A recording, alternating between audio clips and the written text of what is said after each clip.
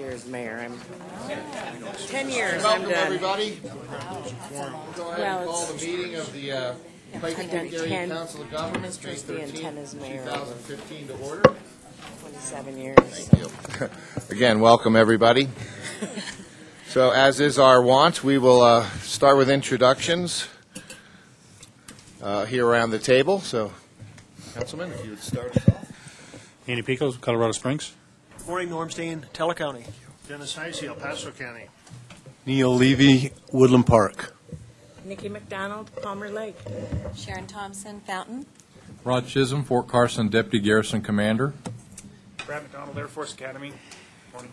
Rich Birchfield, Peterson Air Force Base. Good morning, Stephen Slade, Schriever Air Force Base. Doug Lawler, CDOT. Karen Rowe will be here momentarily. Can't choose between.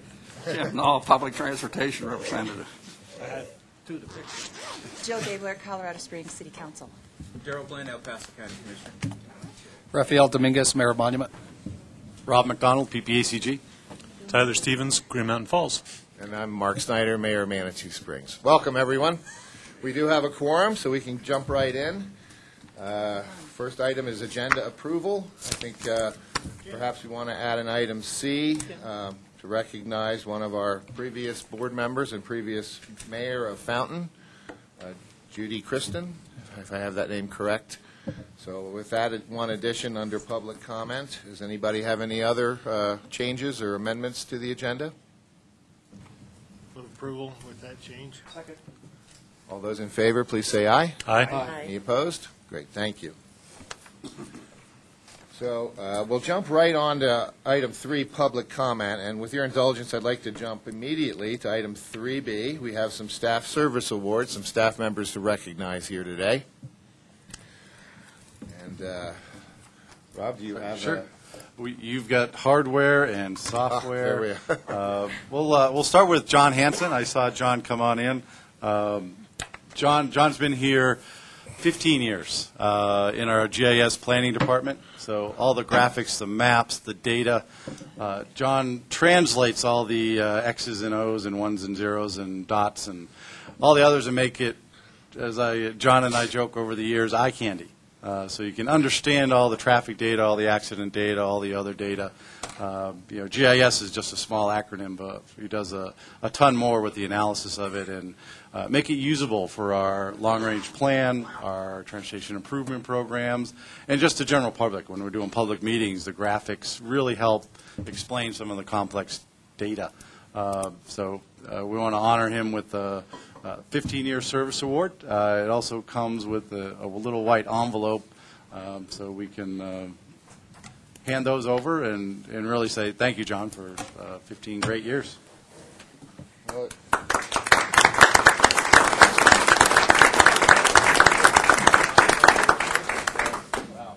Did you look at it? no, I didn't get a chance to. So May 1st, 2000, huh? Yeah. Well, you must love your job. That's a long time to be keeping the nuts and bolts together. Yeah, well, I'd like to live insanity to go along with it. These things, so, yeah, been good. So we'll get a photo op. First time PPACG in 1990. Run for color. Three directors. Here's the 15 more. Okay. Just when you think you know the acronyms, they'll probably add a couple more. No, it's still, at my age, I forget more than I remember. It's like, oh my gosh, I'm too old for this now. Well, whereas John has been here longer than I, the next two, I believe, were about the same time as I've been sitting around here. And I can go way back with our next recipient, Rick Sonnenberg. I can remember when he first came on board here. And he has done a great job for us here. I know even on the RTA board, Rick has been tasked with going out and checking on all the projects. We'll get a multi-page list from him every quarter. He actually gets out on the ground out there with the RTA. But did you want to say a few words about Rick's service? Yeah, Rick was one of our great free agents that came on the market a little over 10 years ago when we started this newfangled thing called the Pikes Peak RTA. Most of you probably don't remember when there was nothing down in this level. When Rick and Beverly started, they were the only two humans down here. There were probably some other animals, but we chased them off. But they've done just a phenomenal job from the setup of the RTA, the implementation. They probably know where all the skeletons are in all the closets. Over 10 years of invoices, of the thousands and thousands of invoices. And as you all have probably seen the numbers, they've managed $700 million over 10 years. I don't think they've lost a dollar yet. All the clean audits, but all the contracts that Rick does, just phenomenal level of detail. Keep it all straight, and I will not play PPRTA Trivial Pursuit with Rick because he will probably know all the details going back 10 years. But went quick. It's been a great run, and we'll go for 10 more. That sounds great to me. Well, congratulations, Rick, in recognition of 10 years of dedicated service and performance since May 2, 2005.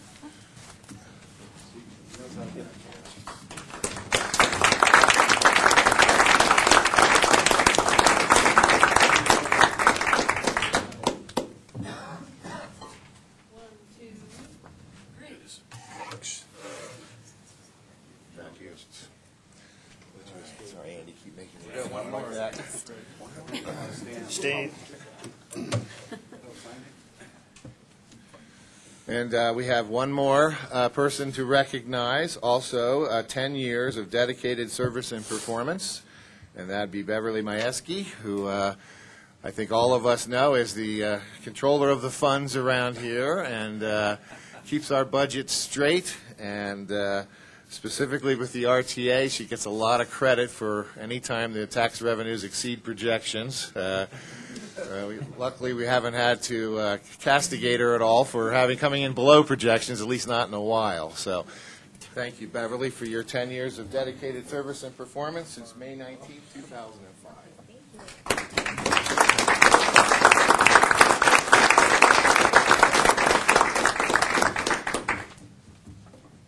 Beverly, turn your plaque around.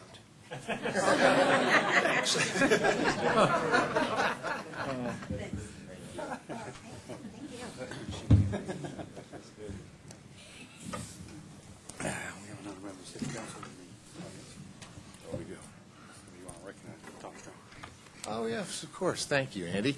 I'd also quickly like to point out that one of the newly elected Colorado Springs councilors, Mr. Tom Strand, is in the audience here with us today. So congratulations, Tom, and good luck.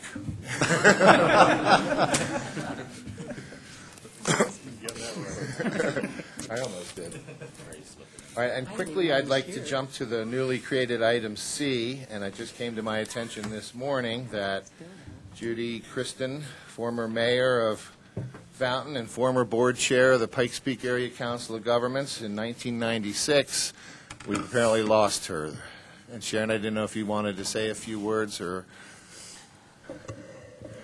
I don't like to speak publicly. Judy was just a great influence in Fountain in the 90s. You could probably trace back tons of projects and things that were done in the community. And not only that, she was just a wonderful individual, very welcoming into the community.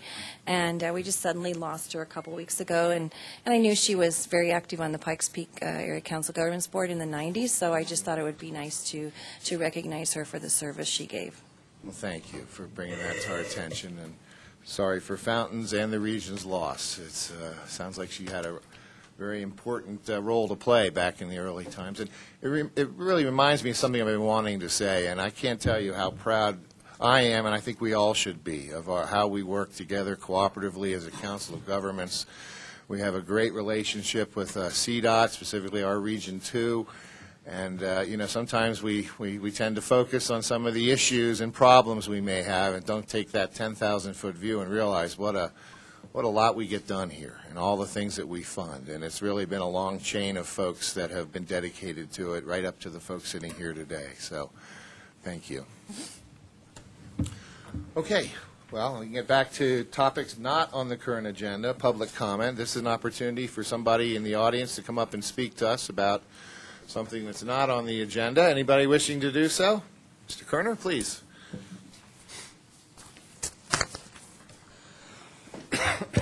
Good morning. I'm Bill Kerner with the Trails and Open Space Coalition, and I'm here to talk about bicycling. And I've got to start off with saying, you know, bicyclists take a lot of flack, and it's because of things like this. You hear someone had a crash, and your first question is, how's the bike?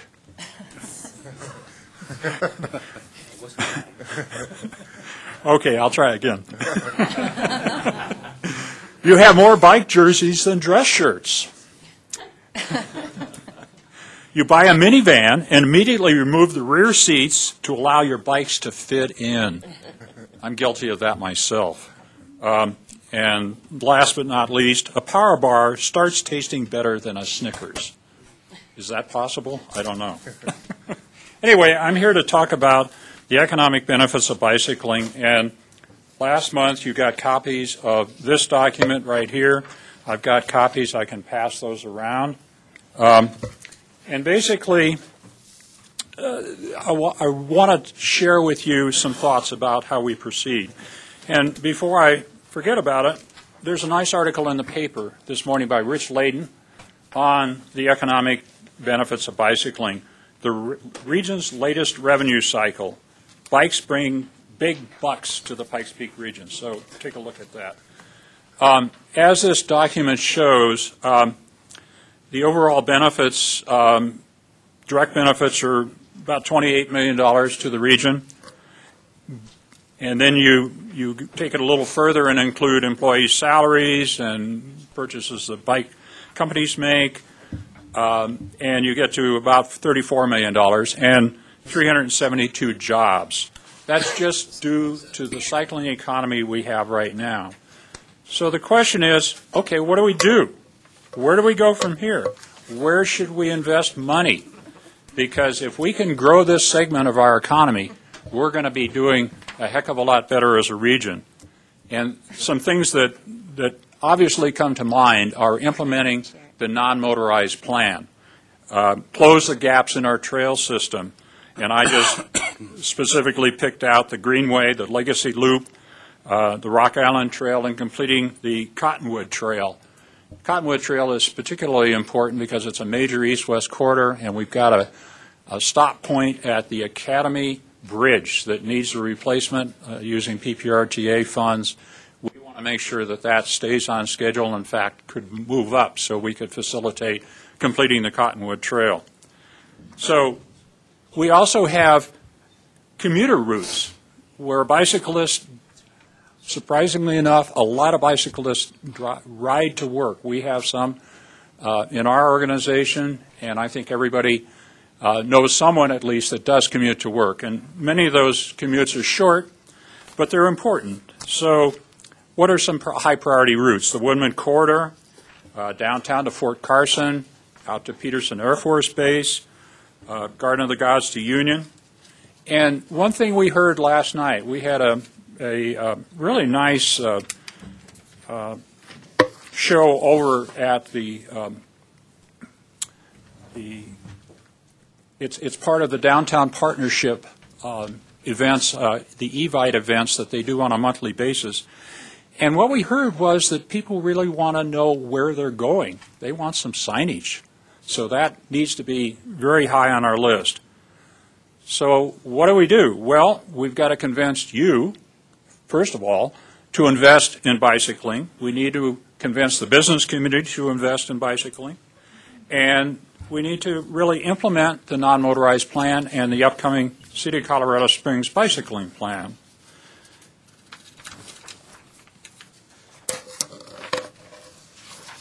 The other thing that we're doing now, but we really need to be very conscious of, is whenever we build infrastructure, whether it be stormwater infrastructure, transportation infrastructure, whatever, that we need to provide a route, a basis for putting a trail in, for putting a bike lane in. That's very important because, quite frankly, when you look at an organization like the Colorado Springs Parks Department, they don't have the money to provide the basic support for a trail. They'll put in the trail, but they can't build the concrete and the abutments and everything else that are needed to address the overall problem, which is really stormwater in this particular case. So it's something we really need to keep in mind. So my request today is let's fund these things. And when you look at the PPACG sources of funds, there's TAP funds at $700,000, congestion mitigation at $1.1 million,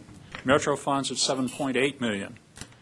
There's also PPRTA funds, municipal and county funds. But maybe focusing on the PPRTA funds, it's my understanding right now that in this particular MPO that none of the money really goes into bicycling. And I think we need to get in step with the rest of the state where other MPOs invest in bicycling infrastructure. And that's my plea, that's my request. And I'd like to see and hear comments on that, because that's critically important to moving this whole thing forward. We don't want to take this study of economic benefits and just put it on the shelf. There's too many studies that has happened to. So that's my urge to you, my plea to you to please consider doing this when you are allocating funds for various projects around the state, so around the county and region specifically, the Pikes Peak Area Council of Governments region. So with that, I'll be happy to address any questions. You know, we are taking this up, a similar item later on as we vote to release the specialized transportation plan. Great. And that's later on the agenda. Dennis, did you have a question? Actually, it was more of a comment. Your timing is great. Last week, I was in Phoenix with a few folks. One day, we looked at their sports economy, and actually, we were in the Phoenix area, getting around to the whole valley. And I'm not sure where the valley is, but they refer to it as the valley. So, but we were saying we're not going to be a Phoenix with a major league team. We're not going to be a surprise with an R with the Cactus League practicing out there. So we asked, what might fit us? And they said, well, you've got the mountains, bicycling, obviously. Get your facilities together so people can go anywhere, and all types of bicycling. Right. From BMX to mountain to the road racing, just make that your focus, and people will come. Absolutely, and that's exactly what we say. Build it. It's sort of like the Field of Dreams, the old movie, where they built a baseball field out in the middle of Iowa, and nobody's going to come. But they came. Of course, it's a movie, but we can make this a reality. That's the message. So, and I'll hang around. Thank you, Mark. Well, thank you, Bill, and thank you, thanks Dennis, for all your hard comments. work on working on this. It seems to me there's two types of commuters on bicycles. You see a woman in a nice biking outfit at 7 o'clock in the morning heading off to work, and then you see a gentleman in work boots and coveralls, and you wonder if perhaps he's more of a forced commuter than than others. But it has become a big part of our reason for loving this community, and I think the biking community has done a good job of keeping us aware, so thank you. Yeah, and let me thank PPACG and specifically Craig and Rachel for their work on making this study happen, because without the funding, we proposed it at Trails and Open Space Coalition, but boy, without the money and the contributions of PPACG and SRAM specifically, it wouldn't have happened. So I want to let you all know and thank everyone involved with this for moving ahead with it. Thank you. And I'd like to welcome Commissioner Sally Clark, who just missed the introduction, so I just wanted to make sure that you were... A basement stormwater issue this morning. Yes, there's a lot going on. We had some people apparently taking a ride over Rainbow Falls yesterday also. So, okay, any other public comment? Anybody wishing to address the board on something that's not on today's agenda? Now would be the time. Okay, seeing and hearing no one, we can then move on to item 4, the consent calendar. We can take these in one motion unless somebody wishes to pull one for special consideration. Rob? We wanted to pull the minutes up for a quick correction. Okay, let's do that then. What is the correction? I believe that was... Yeah, and I can go. It's item 6F on page 3 of 3. Under the proposed joint land use study for military installation communities, we missed to record the motion by Commissioner Sally Clark, seconded by Commissioner Dennis Heisey, to have staff proceed with the OEA grant application for the joint land use study. So said the recording. Yes, well, thank you for that. That correction. Catch and that correction. Any other items on the agenda or any of the other consent items? Move approval of item 4 with that change. Second. Any discussion? All those in favor, please say aye. Aye. All those opposed, nay. Passes unanimously. Thank you. So then we can jump right into reports. And our first report, as always, is our standing monthly update from CDOT. And I'd also like to welcome Karen Rowe. I think you just missed introductions also. Welcome. We do have a special thing later for I-25 Cimarron, right? Yes. Okay, so I won't go into that too much. We do have I don't think it got open press release, but we do have a new deputy executive director. So we have our new executive director, Shailen Batt, who's from Delaware. And he has decided that he would like a different deputy. So he's got Scott Cuthbertson, who is our COO, deputy executive director. He has decided to move on to other things, and we now have Mike Lewis, who started on Monday. And he was the executive director of transportation in Rhode Island for 7 years. And they got a newly elected governor, and we know that position's pretty political. So he has decided to come work for Shailen here in Colorado, so we're pretty lucky. Mike Lewis is president of AASHTO, which is the American Association of State Highway Transportation Officials. And so he has a strong background in transportation. And he also worked on the Big Dig up in Boston. He came in near the end and helped to make sure to get it back on track and get it finished. As much as on schedule and budget as that project could finish. So he has a great transportation background. He started on Monday. Both him and Shailen are off at the AASHTO conference now, which is up in Cheyenne, Wyoming right now. So they're out of the office. But also Shailen will be coming down, I'm not sure about Mike Lewis, for the I-25 Cimarron groundbreaking on May 27th. So you'll get to see him there. And we're trying to see if he can get on the agenda for this meeting at some point in the future. Shailen's wife is pregnant with their second child, and he's starting a new job and things like that. His schedule's pretty busy anyway, but he's really getting up to speed. He says, after his first 90 days, he'll really have an idea of what he wants to do and how to move forward. So we're pretty excited. But I wanted everyone to know about our new deputy executive director. I was just up on UCAS this morning and up at the Woodland Park Chamber of Commerce, and we're talking about the UCAS protocol, closure protocol that we have in place this season, which is pretty much for the traveling public that we won't shut it down unless there's an event, a mudslide, a debris flow, rocks on the road. We will be sending people up when it hits certain triggers and watching the road at that point, and we have some gates in place, so if there is a debris flow, we'll be shutting down the highway at Cave of the Winds and Green Mountain Falls and Cascade, and then seeing where the debris event is, make sure all the roads are clear. If the debris is between Cascade and Green Mountain Falls, then we would open it up at Cave of the Winds and before Educated Park Road. This weekend, we had an event, but it was hail that happened in there. So cars were stuck, they couldn't get out. We had to get the cars out before we could plow. So it was closed, I think, for about 3 hours this weekend. But so we're trying to get out and about. We know there's other drainage issues. So today I was looking at the other problems up there. We're doing what we can with the sediment flow that are causing other drainage issues. A lot of it's in partnership with the county or private property owners. A lot of private property owners are looking to CDOT to fix their driveways. Can't do that. So we're doing what we can to keep the water off of the highway, and we have Respect, an engineering firm on board that is looking at the drainage issues for the corridor and identifying what we can do for permanent fixes, and eventually what would the cost be for those permanent fixes. I'm trying to think of so those are the two main things right now that I have to report on. I wasn't sure if there was anything else that other people had questions about.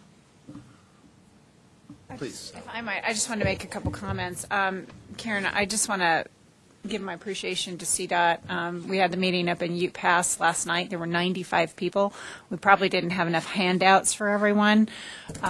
So I'll talk to you a little bit better about how we do a little bit better job when we're doing the outreach and communications. But you've done a great job, and I wanted to let the mayor of Manitou know as well. We have decided to close Rainbow Falls temporarily because of the high water. Now, the accident that happened, I don't know that it had to do directly with that, but if that kid had fallen in the water, he wouldn't have survived. He would have drowned because it's the high water right now is really significant. But just to tag on to what Karen said about we've got a lot of residents who are coming forward and wanting us to fix their driveways, their private roads, and we can't get into that. And so we're being, the government, they won't help us. Well, it's not that we don't want to help.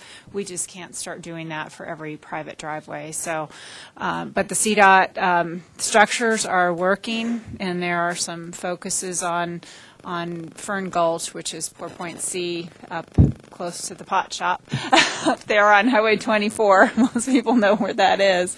That is a big location that you're looking to work on. But I just wanted to say that CDOT's done a great job and trying to work more on the communication piece, so that not only do we notify when it opens or when it closes, but when it opens again. So. Thank you. And I want to echo that. I think, Karen, you and your entire Region 2 staff have done a great job in really being responsive to our needs without compromising public safety, which we all understand is always going to be job one. But you have been great working with us. Even Saturday, there was a little bit of confusion in Manitou Springs about what exactly was going on. There were false reports of landslides and what have you. And already I've had an opportunity to speak with Kenny Quintana and Mark Andrews at a previous meeting, and they're already addressing some of those gaps in the communication. So I really appreciate that. Yeah, and we're trying to update our website. If you go to our CDOT website, there is a little picture of a cell phone. It's no longer the green cell phone, and you can sign up for Ute Pass emails and or text alerts to get on there. I'll double check that it's on the cotrip.org one, but it is for sure on our other state website, which is by several different names, but codot.gov is our latest CDOT website, and at the bottom there it has Twitter and Facebook and other symbols, and they have a little symbol for a cell phone that you can click on, and that's our governor delivery system. Yeah, and I think the mixed communication is up there. A lot of people use, is it Nextel or? Yeah, there's that. Nixle is the alert, and they sent out some other information that was different than what we were sending out. So, different sources, I guess, of information to try to get the best stuff out there.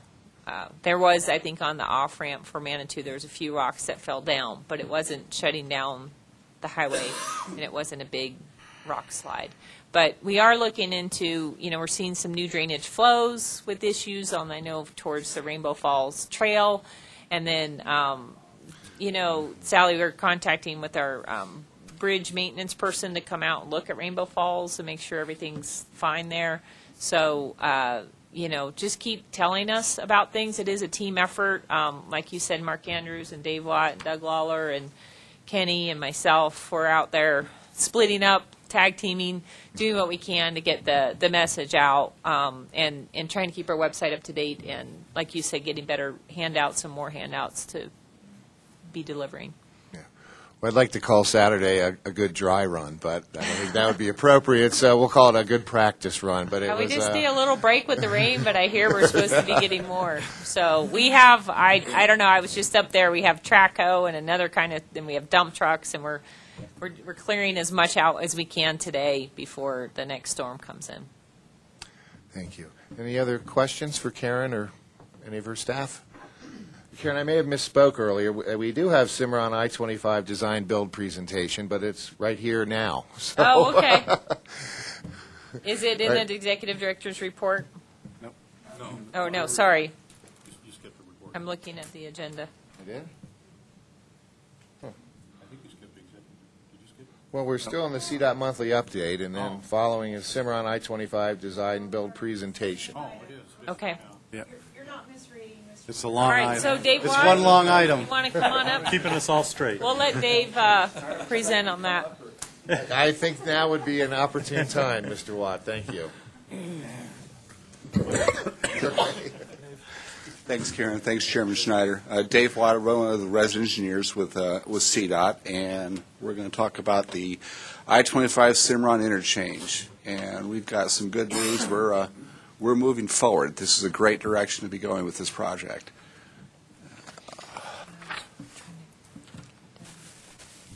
Oops. My 54-year-old eyes are looking for the slide presentation, but thank you. We've done this before, haven't we, Jack? You bail me out. Thank you. Get up and point. Fairly the routine agenda topic goals, but I really want to say thanks for the opportunity and to say thanks and acknowledge all the efforts from a number of different organizations to give the board a status update on what the project's been on how we've been doing, and again, say thanks, acknowledge efforts, and give you a brief update on what the project's going to entail as we move forward. The project goals, these have been with us from the start, and I want to mention a few things. These were developed with a lot of input from a broad cross-section across the community, members of the Pikes Peak Area Council of Governments, Colorado Springs, city staff, and executive level input. A broad cross-section across the community of business leaders, residential neighborhood representatives, community leaders in El Paso County and their staff and their folks. A broad cross-section developed these goals that are carrying us through with the project. These are a vital a vital communication device. They help us communicate with key agencies and stakeholders such as PPACG board and the stakeholders that have helped us develop the goals. They help us communicate with the public, and they really drive the project team as to how we craft the RFP and how we have selected the contractor, and they convey to the contracting community what it is we're trying to accomplish and what's most important to us. And these four goals are in a prioritized order. I think they should look familiar to folks. We're maximizing the overall scope of work within the available project budget. We're going to complete this project by December 1st, 2017. That ties right back to the Responsible Acceleration of Maintenance Program requirements when we were able to successfully get the $30 million of ramp funds that were originally put into the project. We've got methods to minimize impacts and inconvenience to the community motorists during construction. And the fourth goal there, to achieve an aesthetically pleasing design compatible with the surrounding area.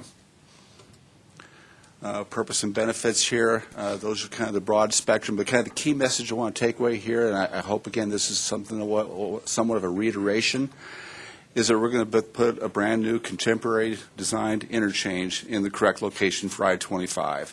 I-25 was built in 1959 to those then current design standards.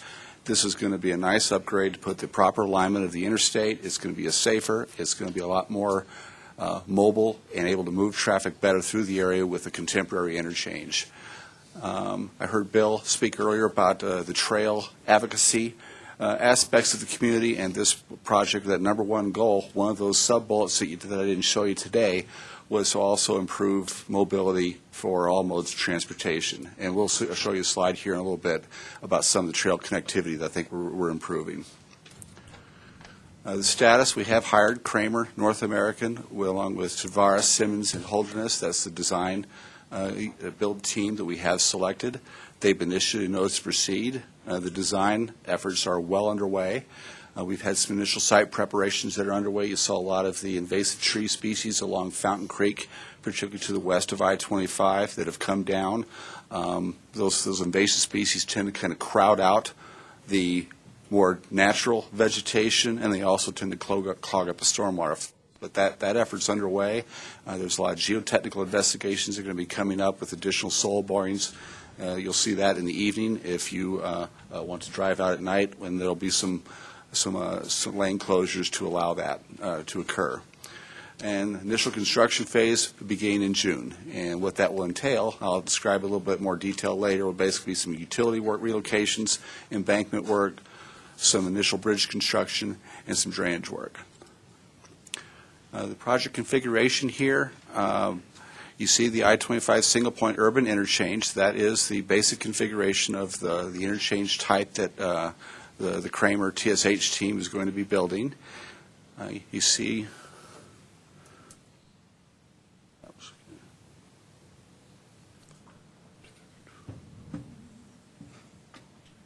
I've got a button that can't get off now.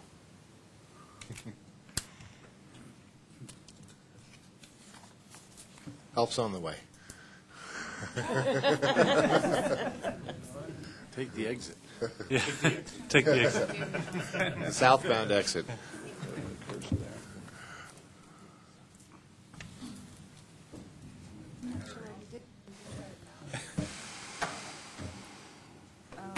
Exit. Escape. Escape, help.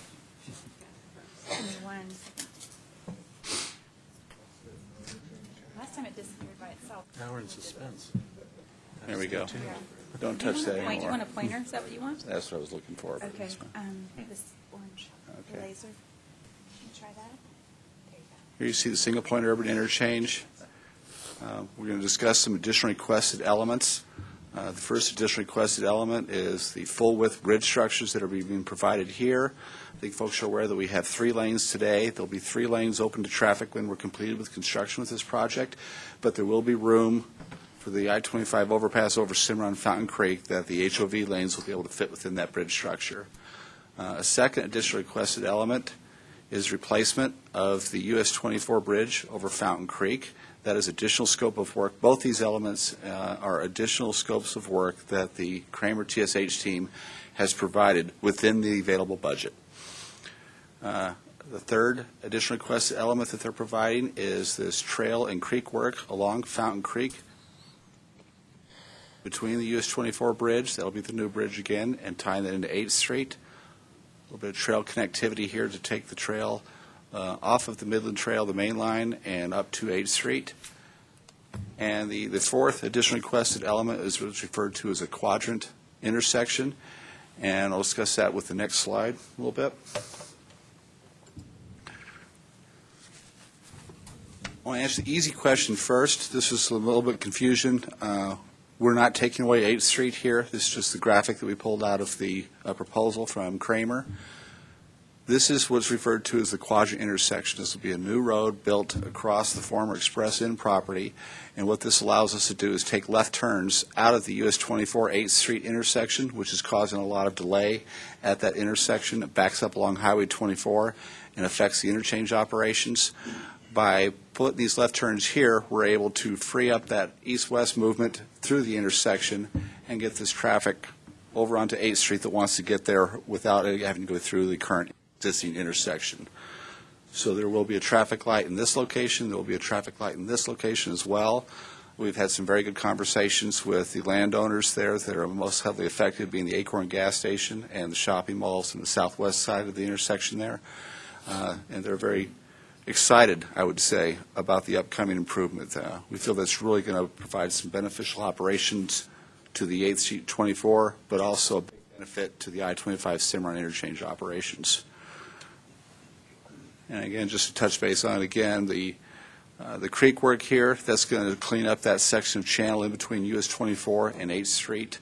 A lot of those invasive species, and establish a better stormwater conveyance for Fountain Creek, provide a trail connection there, and also return some of the native vegetation to that area. Again, the US 24 bridge, you see some of the trail connections here. We've got another slide that's going to show that. The current Midland Trail will be closed, and what we're doing with a lot of input from the Parks Department and the community of bicycle riders is relocating the Midland Trail rather than go through the industrial area and across or underneath I-25 and tying into the Pikes Peak Greenway. We're going to be able to keep this along Fountain Creek in this location and extend this with a pedestrian bridge across Monument Creek and tie that into America the Beautiful Park right down below their creekside development work. Another portion of the additional requested element is triple left turns that is provided by the Kramer TSH team for the northbound exit ramp. So this triple left turn will feed into an additional, what we're referring to as a seventh lane, if you will, that's being provided by this new bridge construction at US 24. So a lot of things happening there with those additional requested elements that are going to help this operate better and still maintain the existing budget. These were additional elements that the contracting team proposed. And that was part of the best value selection of how we picked Kramer and TSH to help us with this project. Goal number 4 was to provide an aesthetically pleasing project. I want you to focus a little bit here on the architectural treatments. These should look very complementary to I-25 at Bijou and the Cimarron Street Bridge that Colorado Springs constructed over the railroad tracks. It's just off the screen here to the left. But the ornamental lights are part of the basic configuration. The architectural treatments with the bridge panels here. If you can catch the ornamental lights that are along the outside edge of the bridge up here along the interstate. Some monumentation to announce to folks that you're entering a gateway area. These are all part of the basic configuration with your architectural treatments. And this is an artist rendition of showing what the landscaping can look like. I think there's an item here on the agenda in a subsequent item to add some additional funds from the. Very important. We'll chip in. What's you get from Teller, isn't it? The gateway to Teller? More to come on landscaping. This is another view looking to the east. So you can see the Martin Drake Power Plant off to the south and to the east. But this is a view of what the interchange is going to look like. Here you see a double left for the southbound exit ramp. This is going to help the configuration of this ramp versus the partial cloverleaf configuration that we have out there today is going to help this operate a lot more effectively than it does currently. But this is also a second right-hand turn lane that was provided here. So if you want to go if you want to go south on 8th Street, this car right here would be set up very well to do that. And they'll be able to come along here and have a better opportunity to safely turn at 8th Street.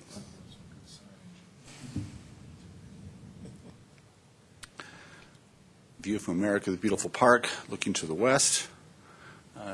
Note the trail connections in the foreground. The project schedule, we have issued notice to proceed as of the first part of April. That is, as I mentioned previously, design is underway. The offline work is just some initial preparation work is starting, and here later in June you'll see more of a presence from the contractor with doing earthwork, embankment, utility relocations, a little bit of drainage work, and a little bit of structural work as well. The Phase 1 construction with some mainline work, that's where we'll see the first traffic shift. That will be in March of 2016. And again, we will be operationally complete with all the improvements in the lanes provided by December 1st of 2017, with the final construction completed by April of 2018. This is at Phase 0 I mentioned, and that moniker of Phase 0 just means that they're not having traffic impacts on I-25. So between now and March 2016, we're not going to have significant traffic switches or traffic delays in this area. But you will be seeing activity on the west side of the interstate with some temporary construction for the southbound exit ramp, bridge work on the south side of US 24 that will facilitate the realignment of US 24 in that area. And again, here on the west side, earthwork and utility relocations with a little bit of drainage work going across here. Phase 1, I'm going to have an opportunity to come back and visit with the board if you so desire, and I'm going to assume you'll take me up on that we'll come back in and update you periodically about future phases of work and future impacts. But that starts in March of 2016, and that's when we'll have our first traffic shift. The trail network mentioned previously.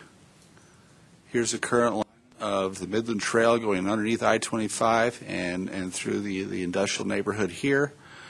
What we're able to do with this input we received from the bicycling community, the trails and open space advocacy groups, and the parks and trail group is keep the Midland Trail along Fountain Creek. And that's a lot better step towards treating the creek as an amenity, which I think is something we're trying to do in this community, of getting people closer to the water and have that be a better trail experience by getting the Midland Trail here along the creek.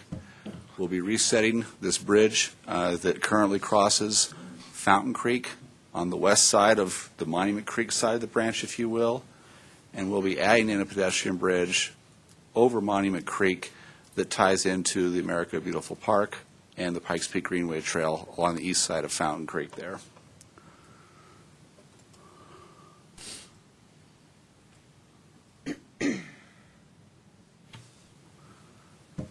Again, some of those connections I just discussed with America Beautiful Park, tying into the creekside improvements that are underway here, resetting that bridge, and this will be a new pedestrian crossing here.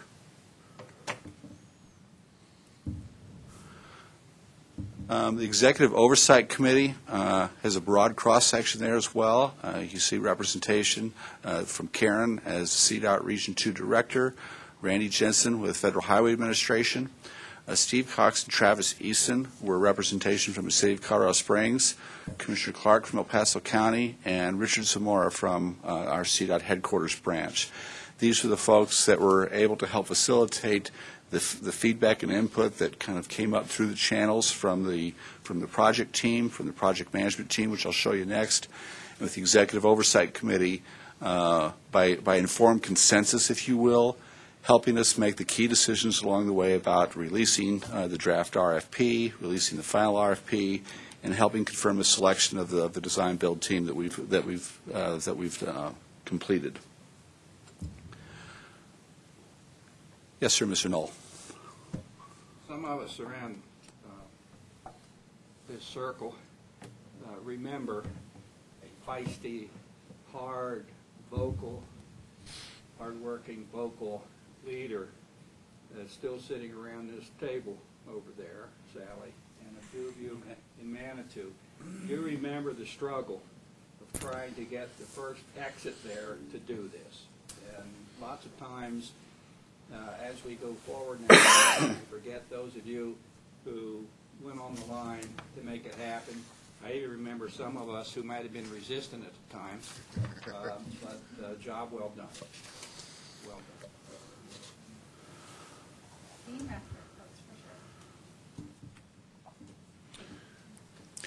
See a little bit broader cross-section here with the project management team that, again, kind of acted as the go-between between the project team itself and the Executive Oversight Committee. This is where we get to say thanks, in addition to the executive leadership team, but this project management team. These folks worked hard. This was not sit in the meeting, sign the sign-up sheet, and nod your head. They were advocates for the project. They were great communicators and facilitators of issues between the project team and our local stakeholders, and a lot of back and forth with their executive leadership that they reported back to. So there was often times when Kathleen Krager would hear some issues that would be coming up at the project management team, and she would go back and help be that conduit back to the executive levels at Colorado Springs. Same way with Pikes Peak Area Council of Governments. Between Craig and Rob, we were helping to flesh out a lot of issues. PPACG, remember, was key in developing the application for not only this ramp project but the others, and maintaining that communication has just been a critical part of the success. And this is our chance to say thanks, Rob and Craig. I see Les has stepped out, but key members that we're wanting to make sure we say thank you to. Les, you moved. He just wanted to get a good view. We're at a really great location within the project. We're poised to move forward. You're going to see a lot of construction activity coming up. That's a good thing.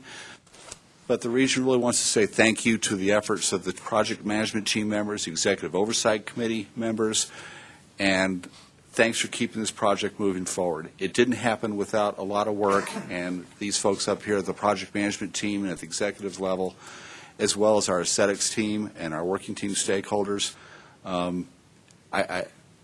I hope they see where their efforts have played out and are evident in the RFP and are going to be evident in the project in the future. But we wouldn't be here without those folks' efforts to date. I mentioned the working team stakeholders. This was, again, a broad cross-section of the community with some business leaders, key critical agencies.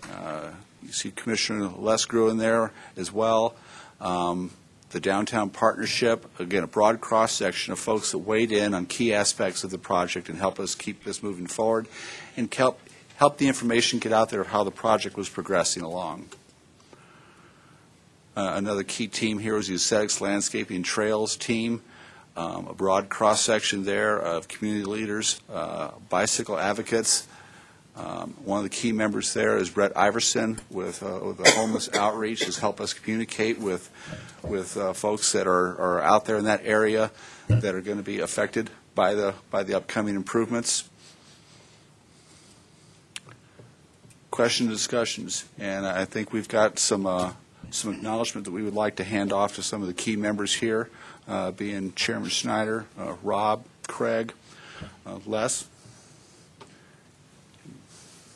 Can we get emailed those beautiful slides so we can share them with people? Maybe the more we can get the word out how beautiful it's going to look in the end. Links are, yeah, they're linked on the agenda. They're in They're linked in the Yep. agenda. Okay. Yeah, that strange little acronym on the agenda. Actual link for that presentation. I think it is. Can you send it to us so we don't have to? Okay, I didn't see it on there. Yep. We can email it out. This is item 5A, right? Correct. I don't even have, my agenda doesn't even have 5A in it. I go from 4C It's at to, the very top, and then it has the link to okay, mine goes from 4C. I see the link. Oh, the printed, okay, I'll need a printed for, okay. Because in We'll here it email goes it from out. 4C to 5B. Okay. Well, Dave, I got to tell you, I was expecting to get a Volvo or maybe a Subaru like I drive, but I'm looking at a Cadillac Escalade here with 20-inch rims. This is looking great, man.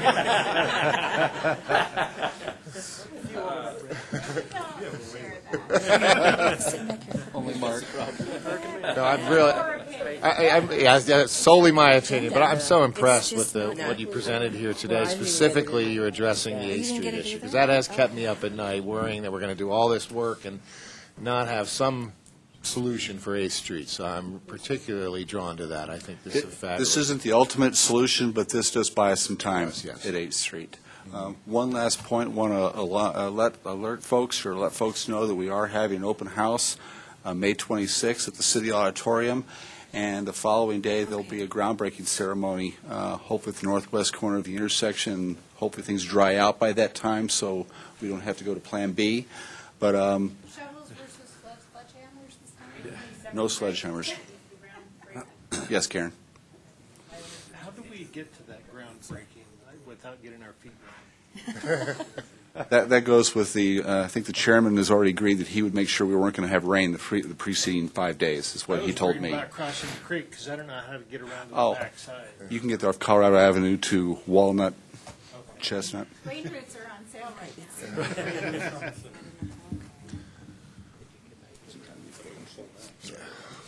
Any questions for Mr. Watt? Or? You have a few certificates of Yes. thanks. Thank you. Is it mayor chair or chair mayor or Mark's fine. Chair Snyder and board? I'm Lisa Bachman, and I'm part of the project management team handling stakeholder involvement and public communications for the project. And we'd like to just take a minute and formally recognize some folks. But if I could take a quick sidebar, I see Doug Lawler is here. And I'd like to embarrass him just a little bit. Doug is with CDOT, and he's a program manager for this region, but for the last 30 years, he's also been a reserve Navy officer, and he retires this month from the Navy with 30 years in the reserve, so I'd like to recognize his service to our country.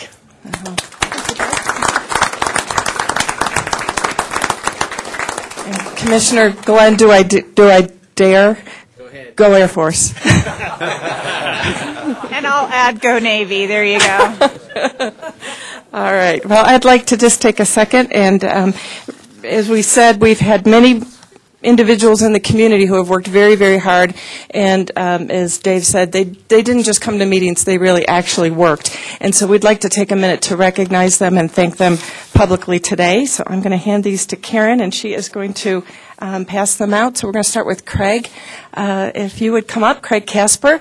Craig served on the working team stakeholders, and they met many times during the project and provided a lot of great input. And all of the input that these folks had, I would venture to say 99% of their recommendations found their way into the RFP that the contractor proposed on and have found their way into the actual project. So this was work that has come through fabulously with the final product. Next we have Rob McDonald. And Rob represented PPACG very well at all of the meetings and helped tackle some very difficult issues as well. Sure, yes, that would be great. Thank you. Thank you, Rob. And Transportation Commissioner Les Gruen, we all know how hard he worked in many, many areas of the project, and he served on the working team stakeholders as well, and also really helped from a funding perspective. So thank you, Les. You're welcome. Thank you, Les. I appreciate it.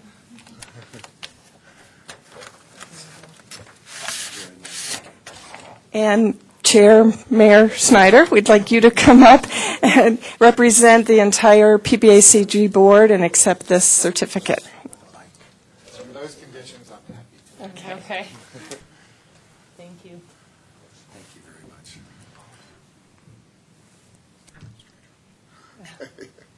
That's probably good. Thank you. It's for everyone here.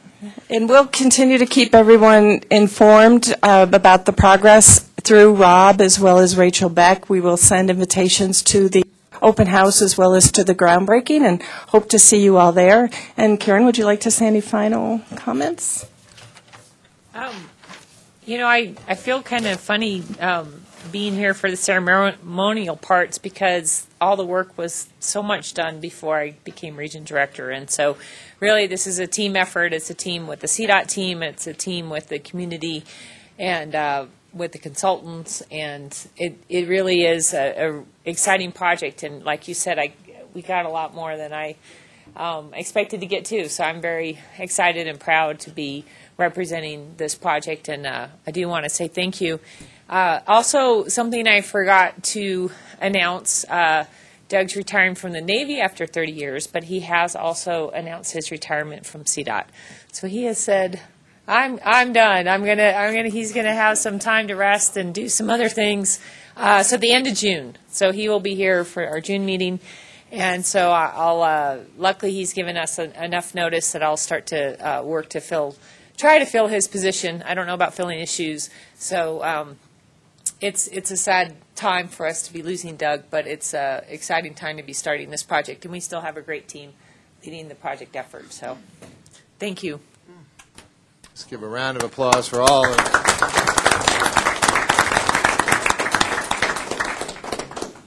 Les, will this be your last meeting with us, or will you be here for June? At least June. Okay, so there's... through July. Good, thank you. Okay, any other information or questions for CDOT? Great, then we can jump right on to item 5B, the Executive Director's Report. Sure, a few things to highlight. I'll start with my friends in the Air Force. General Robin Rand was out, it was last week. How long ago? Wow, that goes quick. Talking about flight operations at the Air Force and how that would tie into our joint land use study as that gets applied for and received, and we move forward with that. Also with Superintendent Johnson, great discussion about the airshipment program and really amazing things they do up at the Academy. So some of us have been up there a couple of times. Also wanted to highlight, been out to Park County. Commissioner Dwalaby didn't come late. Met with the Board of County Commissioners up there to talk about PPACG and give them a reminder overview, since they remember most of what we do that far west in the PPACG region. Also met with the town of Alma. We're looking to do a Department of Local Affairs funded comprehensive plan update for the town. So I was out meeting with them to get started on that, probably in the next couple of months. Lastly, we're tracking what's in the news for Connect for Health, the Colorado version of an exchange. They've got audits going on. They've got a lot of discussions going on. We, of course, provided navigation services for that. So we'll see how that comes through or affects our program. It's one of those 100% funded programs we have here, but if they decide to end operations and go back to the federal exchange, well, that would be a different discussion. And we'll bring any updates back to the board. But we're hearing there's a lot of discussions going on. Where it all lands, we don't know, but our navigation program is supposed to kick back in the fall. Unless they're not there, then it won't kick back in. So we'll keep you apprised of that. With that, take any questions. Anybody have any questions for Rob? Thank you, Rob. Item 5C is the Transportation Advisory Committee. Morning, Jennifer. Morning. Good morning, Mr. Chair, Board. Jennifer Irvin, Transportation Advisory Committee Chair. We had a good meeting this last month. There were a lot of good items, and discussed your meeting last month. So the next item we discussed was the super circular. We received a great presentation from Federal Highways and CDOT staff at headquarters about some changes that are coming down for our grants. As many of you know, the super circular through the federal government has changed, and that affects how we administer, how the grants are administered, how federal grants are administered. And so each entity, as you may know, kind of looks at those differently, whether it's Federal Highways, the Community Development Block Program. So I think what's happening right now is that Federal Highways is trying to really understand how they're going to administer that, how that comes through CDOT, and then how that comes through the local governments. What we do know is that there's some changes coming, and one of the biggest changes we'll probably start seeing in our local government IGAs that we have with CDOT, the funds that are passed through PPACG come to us through.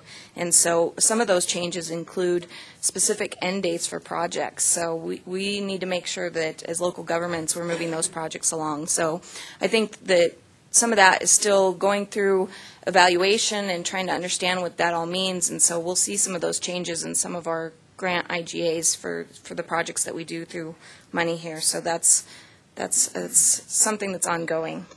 The next item we discussed was the non-motorized transportation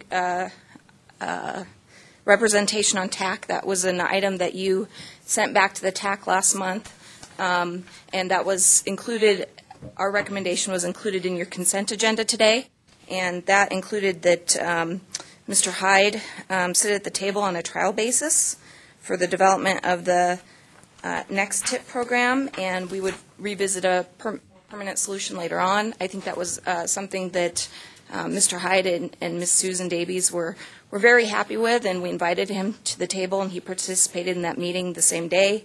So I think it was a good compromise, and that really gets them, I think, what they had requested was just to sit at the table.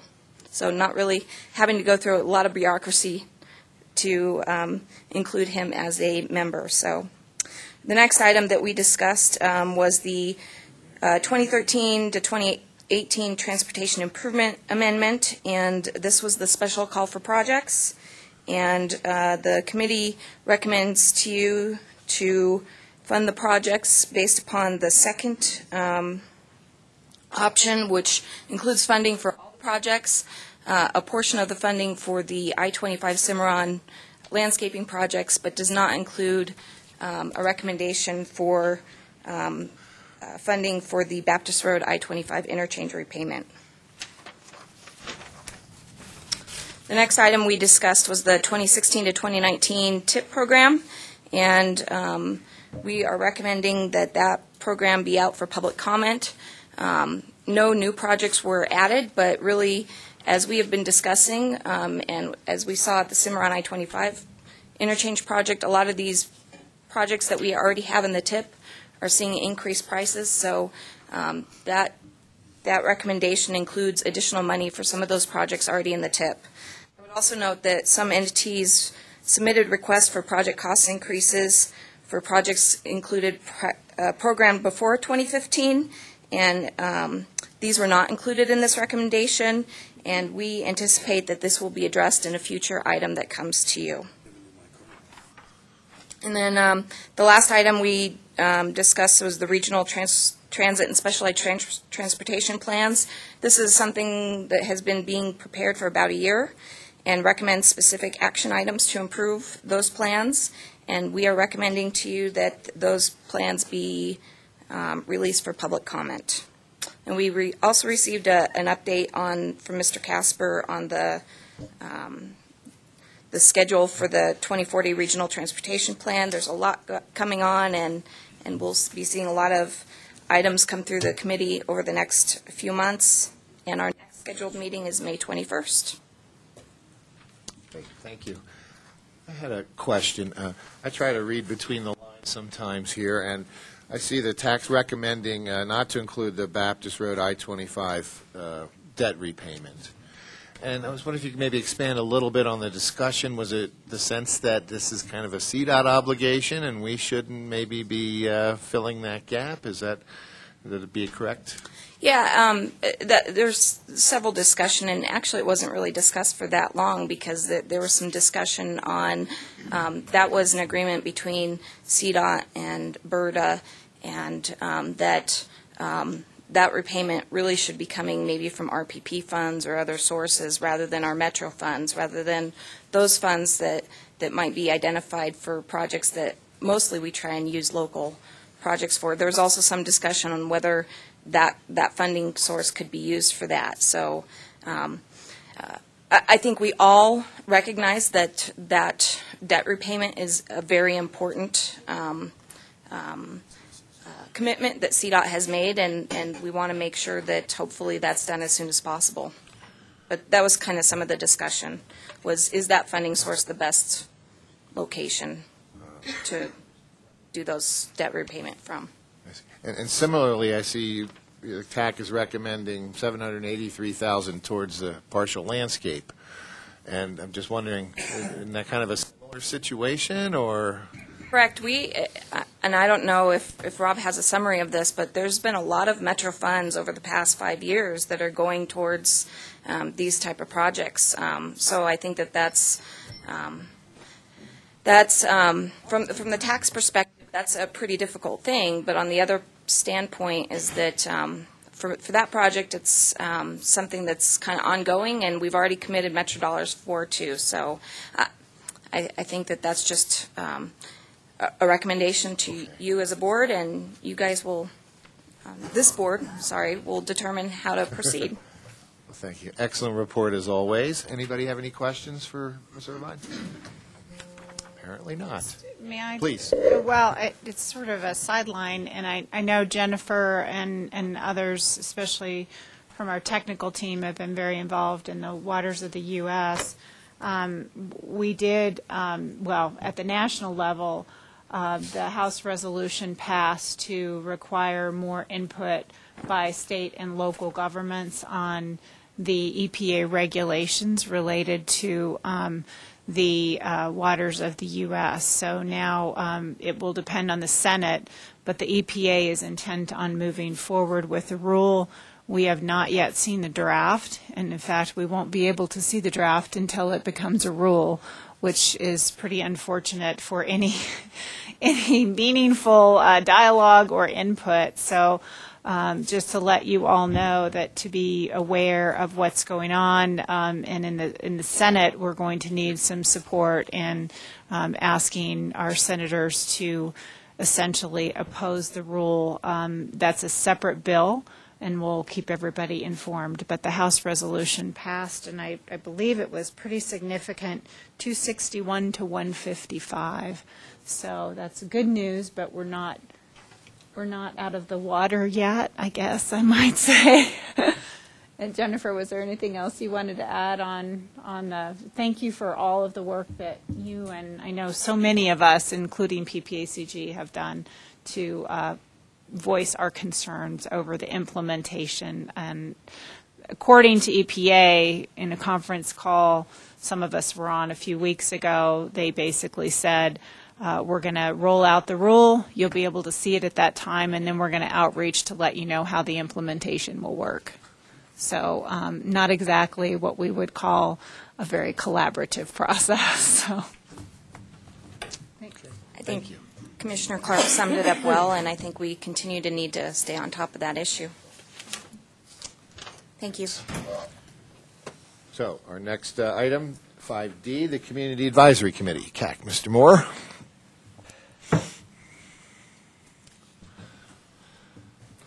Jim Moore with the Community Advisory Committee, Mr. Chairman, members of the board.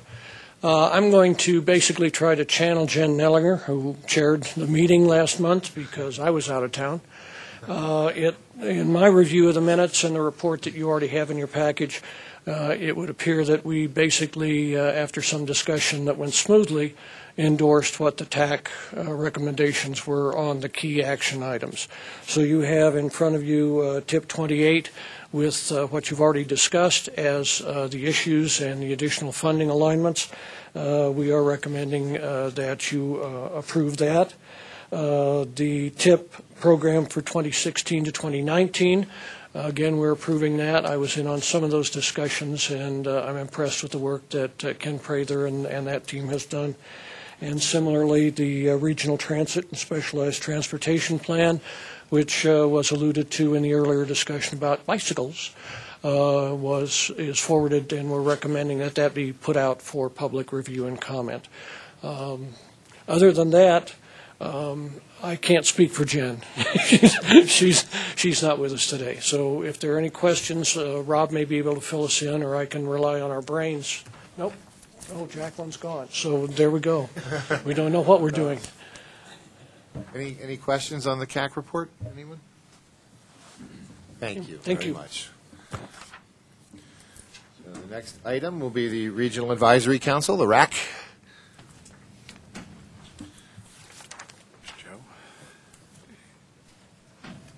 Good morning, Joanne. How are you? Good morning. I'm Joanne Ruth, chairperson of the Regional Advisory Committee for the Area Agency on Aging, Pikes Peak Area Council of Governance, and on it goes. We're pleased to be here, and thank you for your service as always. The RAC has been deeply involved in this funding and our 4-year plan.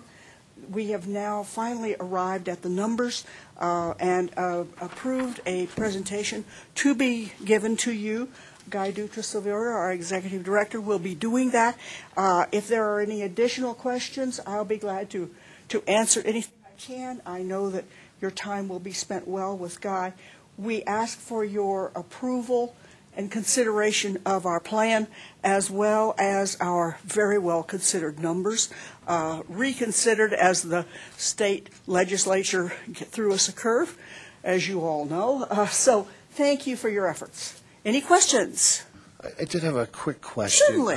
Apparently there's a meeting today concerning the YMCA and the Senior Center. I probably get more questions about the future of the Senior Center and how it's going to be operated than just about anything. So is that a correct statement then? There is a meeting today at 1:30? Yes, that is absolutely correct. Okay. And I would urge any of you who can get your schedules free to go and join that meeting, to listen in. Our seniors in this community are some of the really most forward-looking seniors that we have. We're very active and very involved.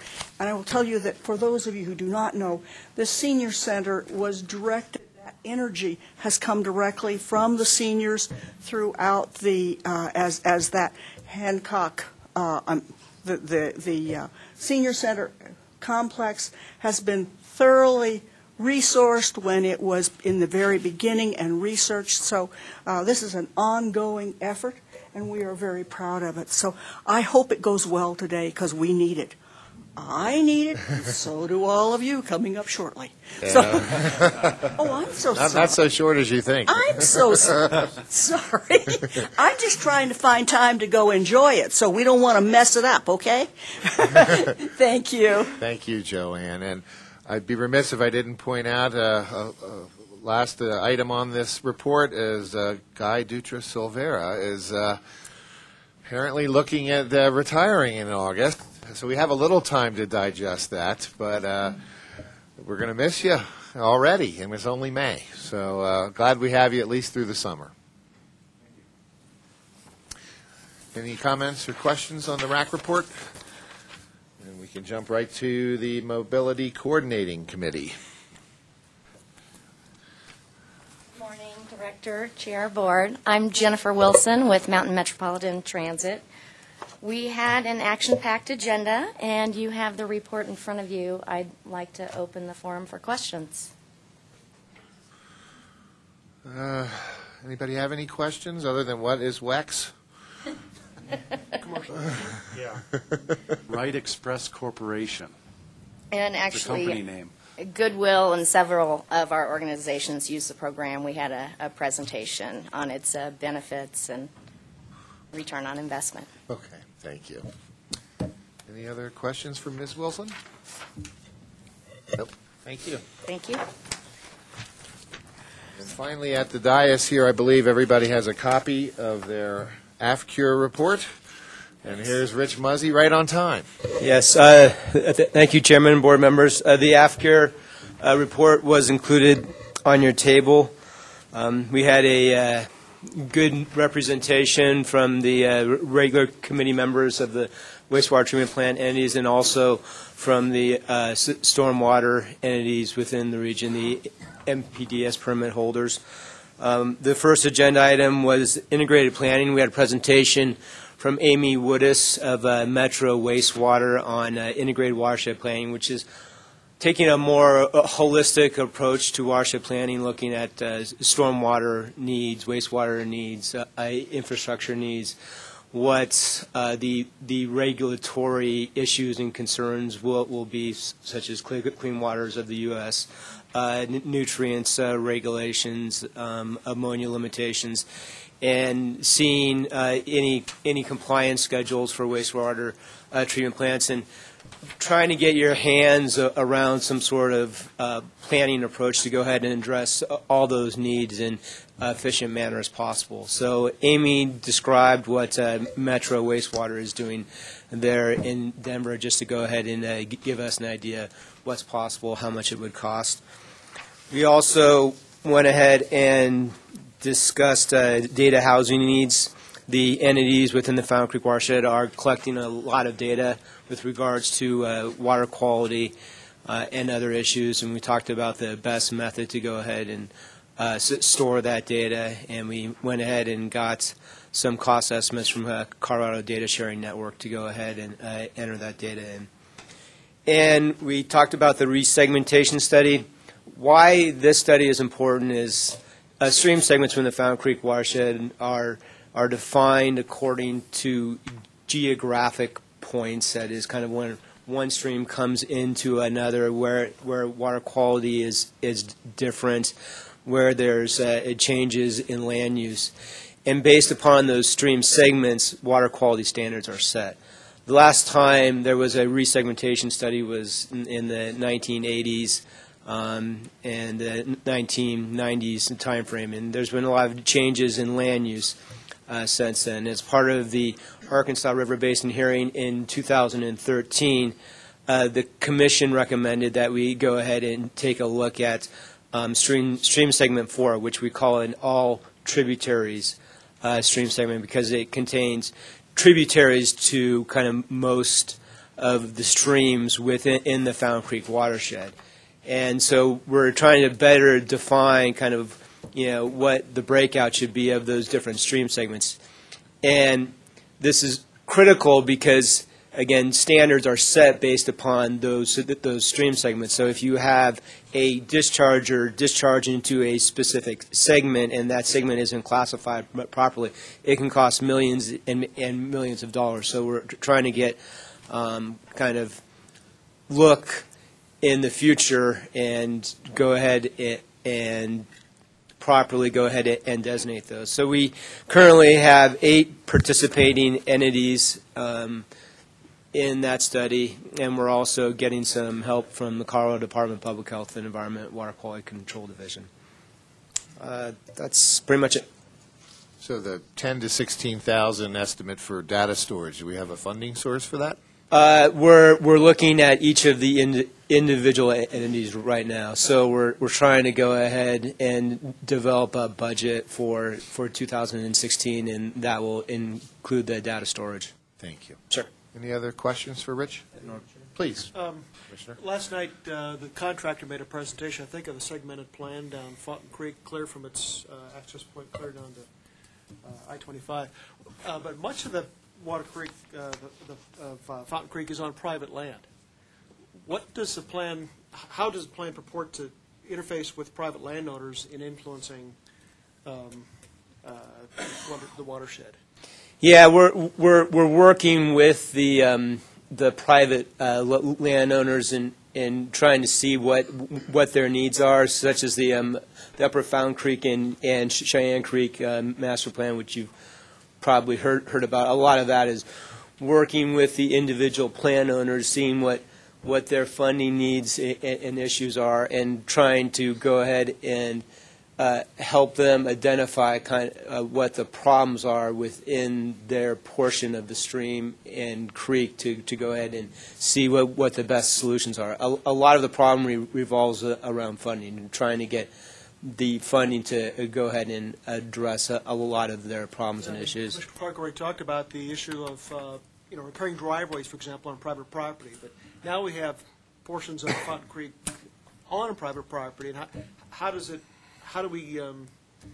what's the considerations given to private ownership of portions of the creek? Are we proposing that public funds be used to improve private swim banks, or no? No, a lot of that is just trying to go ahead and identify the sources, and the sources of funding are very difficult when it comes to the private property issues. But a lot of the problems aren't necessarily occurring at that specific point. They're occurring kind of upstream, and it's the cumulative impacts kind of that are we're trying to focus on.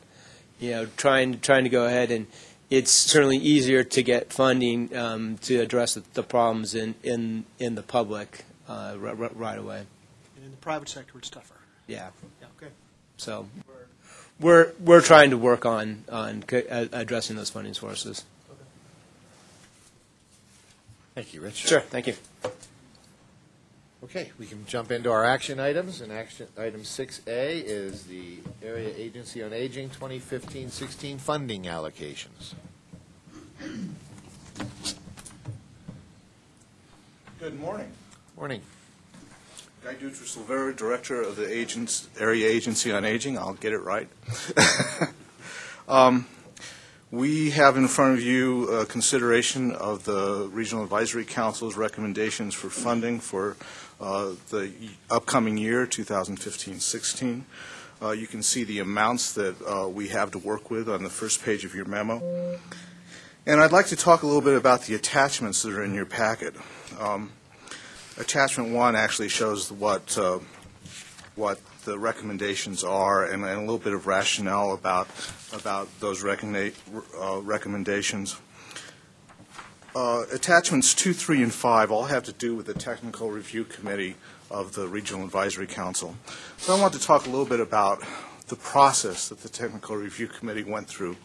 RFPs were solicited by providers, current providers, and potential providers, and the Technical Review Subcommittee had 3 meetings, each one about 4 hours in length, to review those proposals and come up with the recommendations. At the first meeting, they looked at the process, the RFP format and contents, and the scoring criteria. Between the first and second meeting, they went home and they reviewed all the RFPs, which came to about a budget and program description for every line in attachment 1. The general consensus is it took each technical review subcommittee member about 8 hours to do that.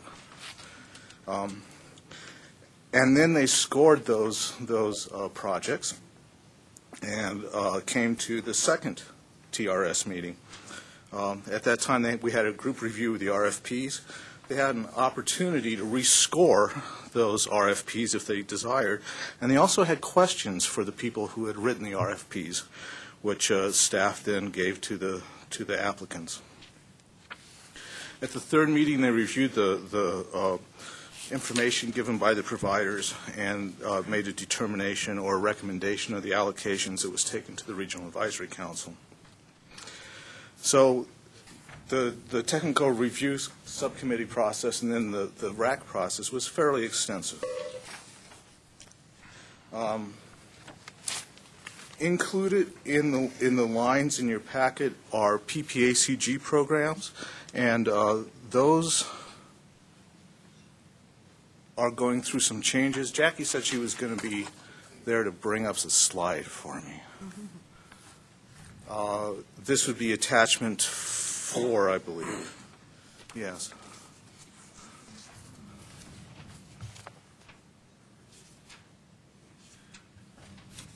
It has a colored graph on the bottom of it. There it is. So this page in your packet shows a little bit about what's going on in PPACG, and if you look at the graph on the bottom, you can see what's happened historically with our service dollars, that PPACG has held relatively even, while the amount of money that goes out to the community for service has increased. Actually, if I could, yeah. So I'll just point out that graph on the bottom does not include the current year. And now if you can go up to the grid on the top and maybe reduce it a little bit. A little bit more. There you go. Great. So you can see historically what the expenditures for our internal programs has been, and then you can see projected for 2015-16, and that has some significant changes in it. I want to highlight some of those changes so that you know what they are. One of the big ones is the peach-colored box, Transportation Call Center, which we would bill under coordination. This is an opportunity to supplement transportation funding in this current year in El Paso County, but we have high hopes that at least Teller County would join that effort soon. And that's a contribution of $109,000 towards supporting a joint call and dispatch center, which PPACG and MCC has been working on for 15 years at least. So we have our toe in the water, and I think it's time to jump in the swimming pool, and we're providing some funds to do that. That certainly will not support it by itself. The other line I'd like to pull out is the homemaker personal care line. You can see a jump from $20,000, almost $21,000 last year to $91,000 this year. One of our providers, Comfort Keepers, did not make an application to serve in the coming year. They had $70,000 for the same purpose, homemaker and personal care services in El Paso County. So what we are proposing doing is taking that $70,000 and running it through our current voucher program using PPACG staff. So that's really the same money for the same services. If we back out those two increases, you'll see that our historical percentage remains about the same, and the 28% of the service dollars would be used for PPACG programs. Are there any questions about this particular attachment or slide? First of all, I want to thank you for the exercise you put us through several months ago. So I think we have a greater understanding of how difficult it is, and I'm very impressed with all of the vetting and the questioning back to the responders and the RFP. I have to admit, when I saw the call center coordination for 109, my first thought was, is that not properly a Mountain Metro as our transit provider? And is not more properly housed there. So I didn't know if I'm on the wrong track here, or is it just a matter of wanting to keep this call center momentum going and having the opportunity to fund it? Yes and yes. Historically, when the providers, at the time there was an organization called ACT, Accessible Coordinated Transportation, they got a grant from FASTER funds to institute a call center.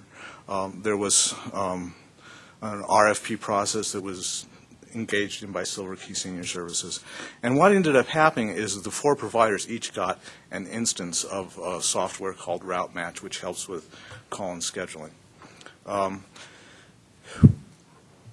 As part of the innovation and coordination grants that the Area Agency on Aging did last year, we had some joint call and dispatch done for rural El Paso County, and that's being done in this building right now today. Seeing that we had, as I say, a toe in the water, and we had an increase in funding, we projected an increase and actually got an increase in funding this year, we thought it would be a good chance to get that off the ground and actually functioning. We have been talking to City Transit, and they're coming alongside us as partners, and we will be meeting later this week or maybe early next week to discuss exactly what that looks like. One possible scenario is that we will run the center out of a building owned by Transit. So lots of possibilities, and we're really excited by the prospect. Thank you. Any questions? Just a couple quick questions, Guy. A lot of detailed work here. Congratulations. I mean, a huge amount of legwork on this. The question I have is on item 29, Pikes Peak United Way. The notes indicated that the subcommittee passed a motion to not construct any new contracts or hold back any funding, yet it was funded 100%. So Pikes Peak United Way has relatively new management. They have a new fiscal team in place, and when we went out and did our annual assessment that we do with all of our providers, we found discrepancies between what they had asked us for and their records. We're trying to resolve those, and to be specific, the RAC's recommendation was that we not contract with them until those are resolved, but that we reserve the funds, assuming that that will happen. Okay. And then the second question we have is on high cost per unit. I know that's a recurring issue. That exercise we did a few months back really demonstrated how difficult that is. The question is whether it's judged to be high based on what it should be or based on what it's available in other areas. I mean, how was the term high? It's a qualitative term, and how do you determine if it's high based on your own analysis or based on what it's able to provide? Well, if I think it's high, obviously it's high. Yeah. So basically, the comparison that was done in this instance had to do with their year-to-date. So let's say someone had spent $10,000 and provided 100 services. We can figure out their year-to-date based on their kind of semi-assessed financials and what they've reported to us, what their cost per unit has been. So when we look at that relative to their RFP, and there's a big increase or a little decrease, there were some people who actually proposed a smaller cost per unit, that's basically what we were looking at most. We also have from the state, although it didn't enter into the discussions at the TRS's request, I offered it to them is what I'm saying, the cost per unit averages from other AAAs in the state. Yeah, I guess specifically, because you know that rural area transit, for example, is much more expensive than urban area transit. Is it judged rural to urban or rural to rural? Well, in this case, it was judged what you said it cost you versus what you're proposing it's going to cost you. Okay. But certainly the TRS and the RAC is extremely aware that they're different animals and that they have to be judged, in their own environment. Okay. Any other questions? I assume that was the end of your presentation? Your questions and did you have more or? I think I'm ready if you are. Well, I think we're ready. Is anybody on the board inclined to move on this item? Move to approve. Second. Any further discussion? All those in favor, please say aye. Aye. All those opposed, nay. Thank you so Ayes much. have it. Thank you. Thank you very much, because a lot of work went into this, and it's very much appreciated. Thank you. Okay, item 6B is the adoption of the Area Plan 2016-19 for the Area Agency on Aging.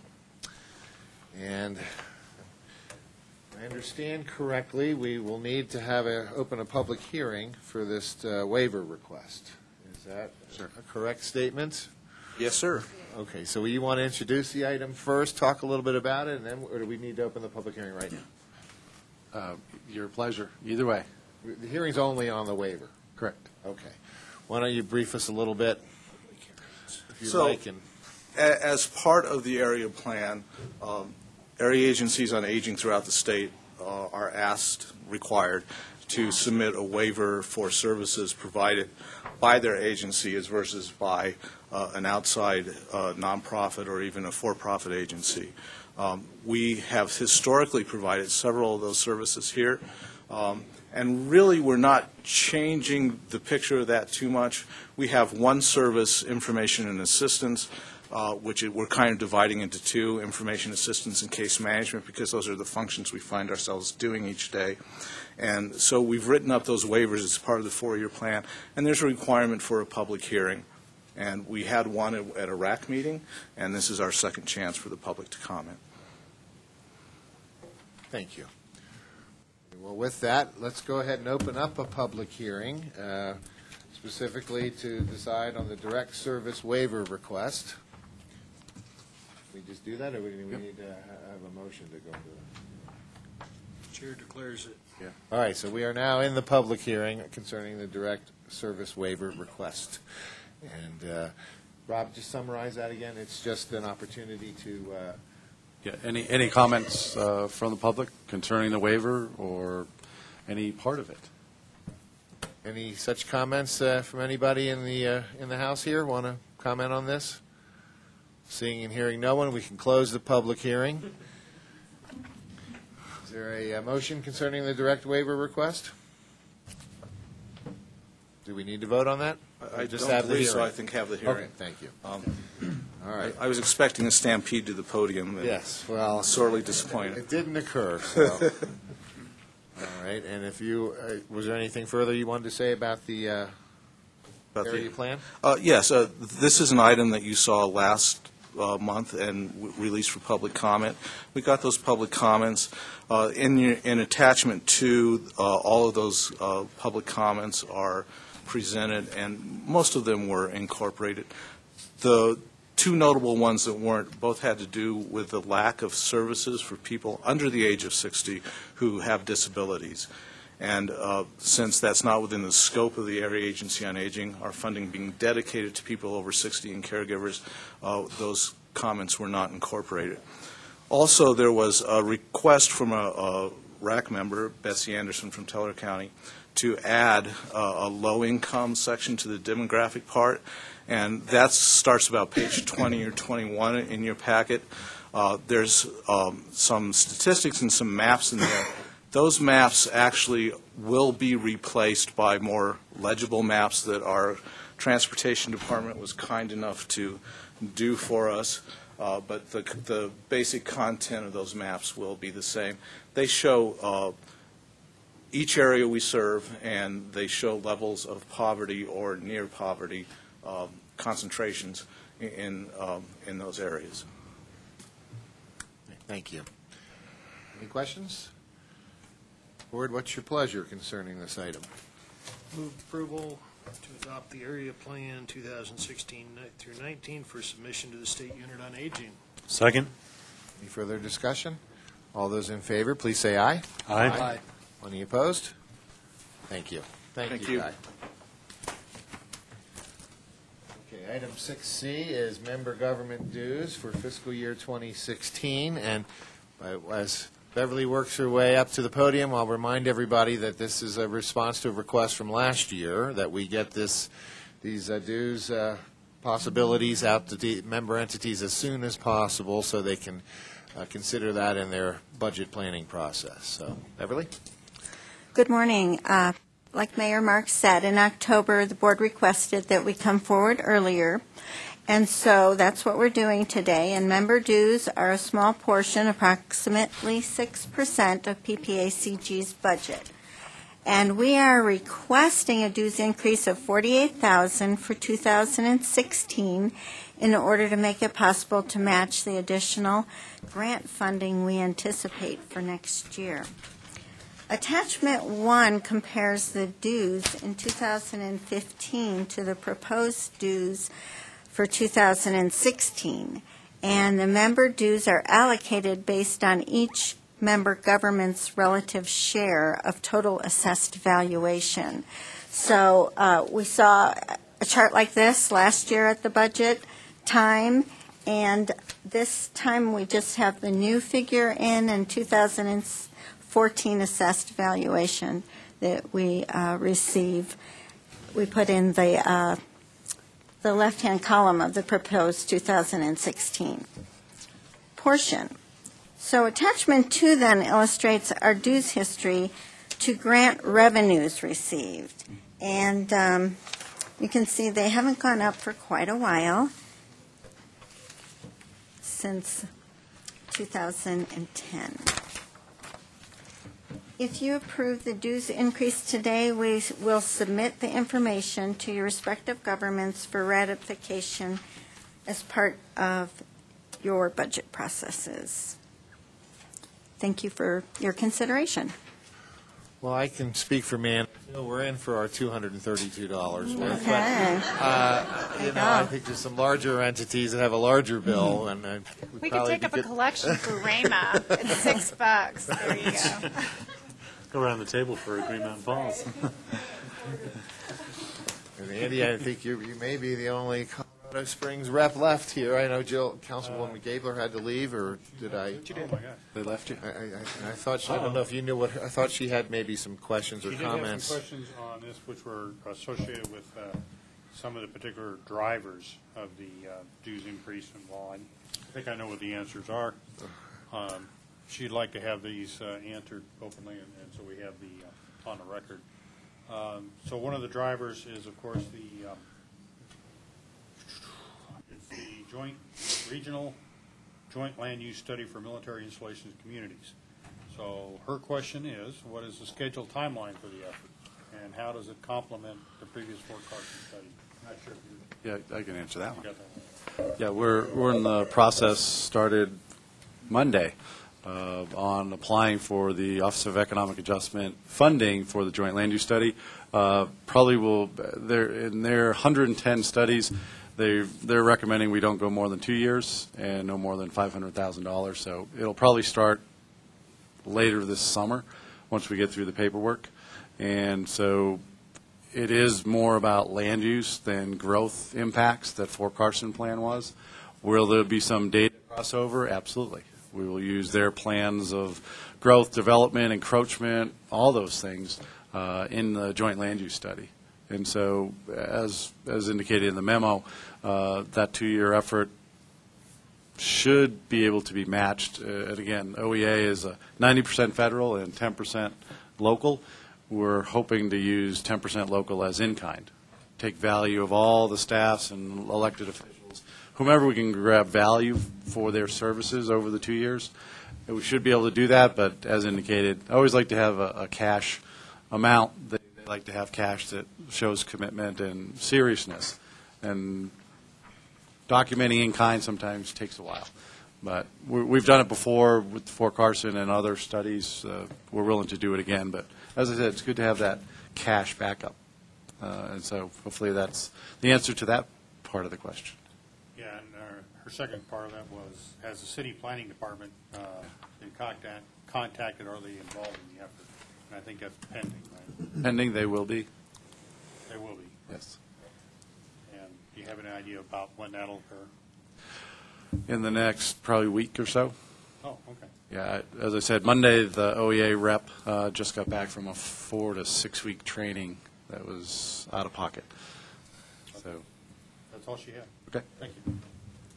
Please, Commissioner. I know I have no doubt that our dues are dues increase, whatever, is worth the return on investment. But we go through this fairly frequently with new folks coming on boards, and those of us who sit around the table may get it, but our colleagues don't always. And I'm wondering, Rob, if we can put together a quick informational sheet as to what the value of PPACG is and the return on investment that the partners around this table receive out of that, just because a lot of times we have to defend our memberships, whether, from our county level, it's Colorado counties and other memberships that we pay into to be able to show that return on investment. And, I mean, obviously, we have nothing to do with the assessed values going up. That's just part of the adjustment of how the dues are paid. Sure. But I think it's the value, and that would be helpful, I think, for the folks around the table to be able to show their colleagues on their respective boards. Sure, absolutely. We haven't done it in a couple of years. The quick overview, 30 seconds or less. The $410,000 dues leverages about a $6.78 million operating. But as you see with our AAA budget, you just awarded about $4 million. And in our transportation programs, it's in the range of $100 million a year that you all decide. So your dues leverages operating dollars and then into those programmatic dollars. Last count was about, between this board and we also run the Transportation Authority, collectively it's about $250 million a year. Both boards send out to projects and programs around the region. We tie that back to $410,000 investment, pretty good return on investment. But we can dice and slice it by program, by entity, because obviously Park County, and they're not here. I was just talking to them a couple of weeks ago. They too look at, for their $11,000 or so, their money comes through our area agency on aging, as an example, somewhere around $300,000. So you put in $11,000, you get $300,000 in services. Not a bad return. And so, but we'll. Convince me. I'm just saying. Right. That's why That's why I use Park County. He's not even here. I just think it's helpful. And we'll put that up and we'll bring that for next month. Darren, please. Well, and just a clarification: are we voting to make a recommendation to our bodies to consider this dues increase? Or are we approving it and then asking that board to then ratify that? Because the way I look at it from a budgetary standpoint, I want a recommendation and then have that sent back to the board for consideration during the budget process. I look at that differently than this body has made the decision and then asking that body to ratify that. Because when it comes to looking at budgets, I want to look at everything and then make that decision. So I just need clarification on what we're asking. Great point. What do our bylaws state approval of the dues? You do that in your budget process, Paul. So this is it's probably outside your bylaws. It's an advanced discussion the board requests last budget season. So understood. I'm just drilling down on his point. I think it's this board approves our dues and then inflicts them upon the members. Is that right? You'll do that. I think that's a correct statement in your fall budget. I think what we're asking today is approval to put it into your local budget process discussion. So when you say it's just what's the amount to put forward, we need to know, do you agree with this amount to put forth or not? I'm prepared to second Commissioner Glenn's emerging motion. Please. What it talks about here is submission of member governments for ratification, which basically says we all come back and say no, then it dies. Yeah. Correct. So it's a submission to us to then go back to our budget process and come up with it, whether or not we agree or not. Good. I think that was well stated. Of course, as Rob has pointed out, where else can you turn $1 into $7, $8, $10 or more dollars here? And we've visited this over the years. So this is an opportunity to get, I think, our assent and agreement that this is the budget, the member dues we'd like to have, and then we all take them back and hopefully have a positive result and we can move forward with some of these critical opportunities that we have. So, any other comments? Is there a motion to be made? No. I'll move approval. Second. Any further discussion? All those in favor, please say aye. Aye. All those opposed, nay. Passes. Thank you. Thank you. You know, at this point, I'm really desperately trying to get us out of here at a reasonable time. I try not to go 2 hours without a break. But with your agreement, let's just keep soldiering on. If you need a comfort break, by all means, take one. Does that work for everybody? Or would anybody like to have a little break at this point? Sticking around for your vote. Great. Thank you. Sailor forward. All right. Yeah, I know. So item 6D is the 2013-18 TIP Amendment number 28. Good morning, Ken Prather, PPACG Transportation Planner. 2 months ago, the City of Colorado Springs returned funds from 2 projects, and CDOT identified some additional funds. You authorized a call for projects to determine the use of those funds. That call ended on March 31st. 8 projects were submitted and scored, and those are identified in Attachment 1 in your packet. There's any number of ways of combining those projects to figure out how to fund or partially fund or not fund those projects. 4 of the options or possible combinations that were discussed at TAC and CAC are identified in your memo.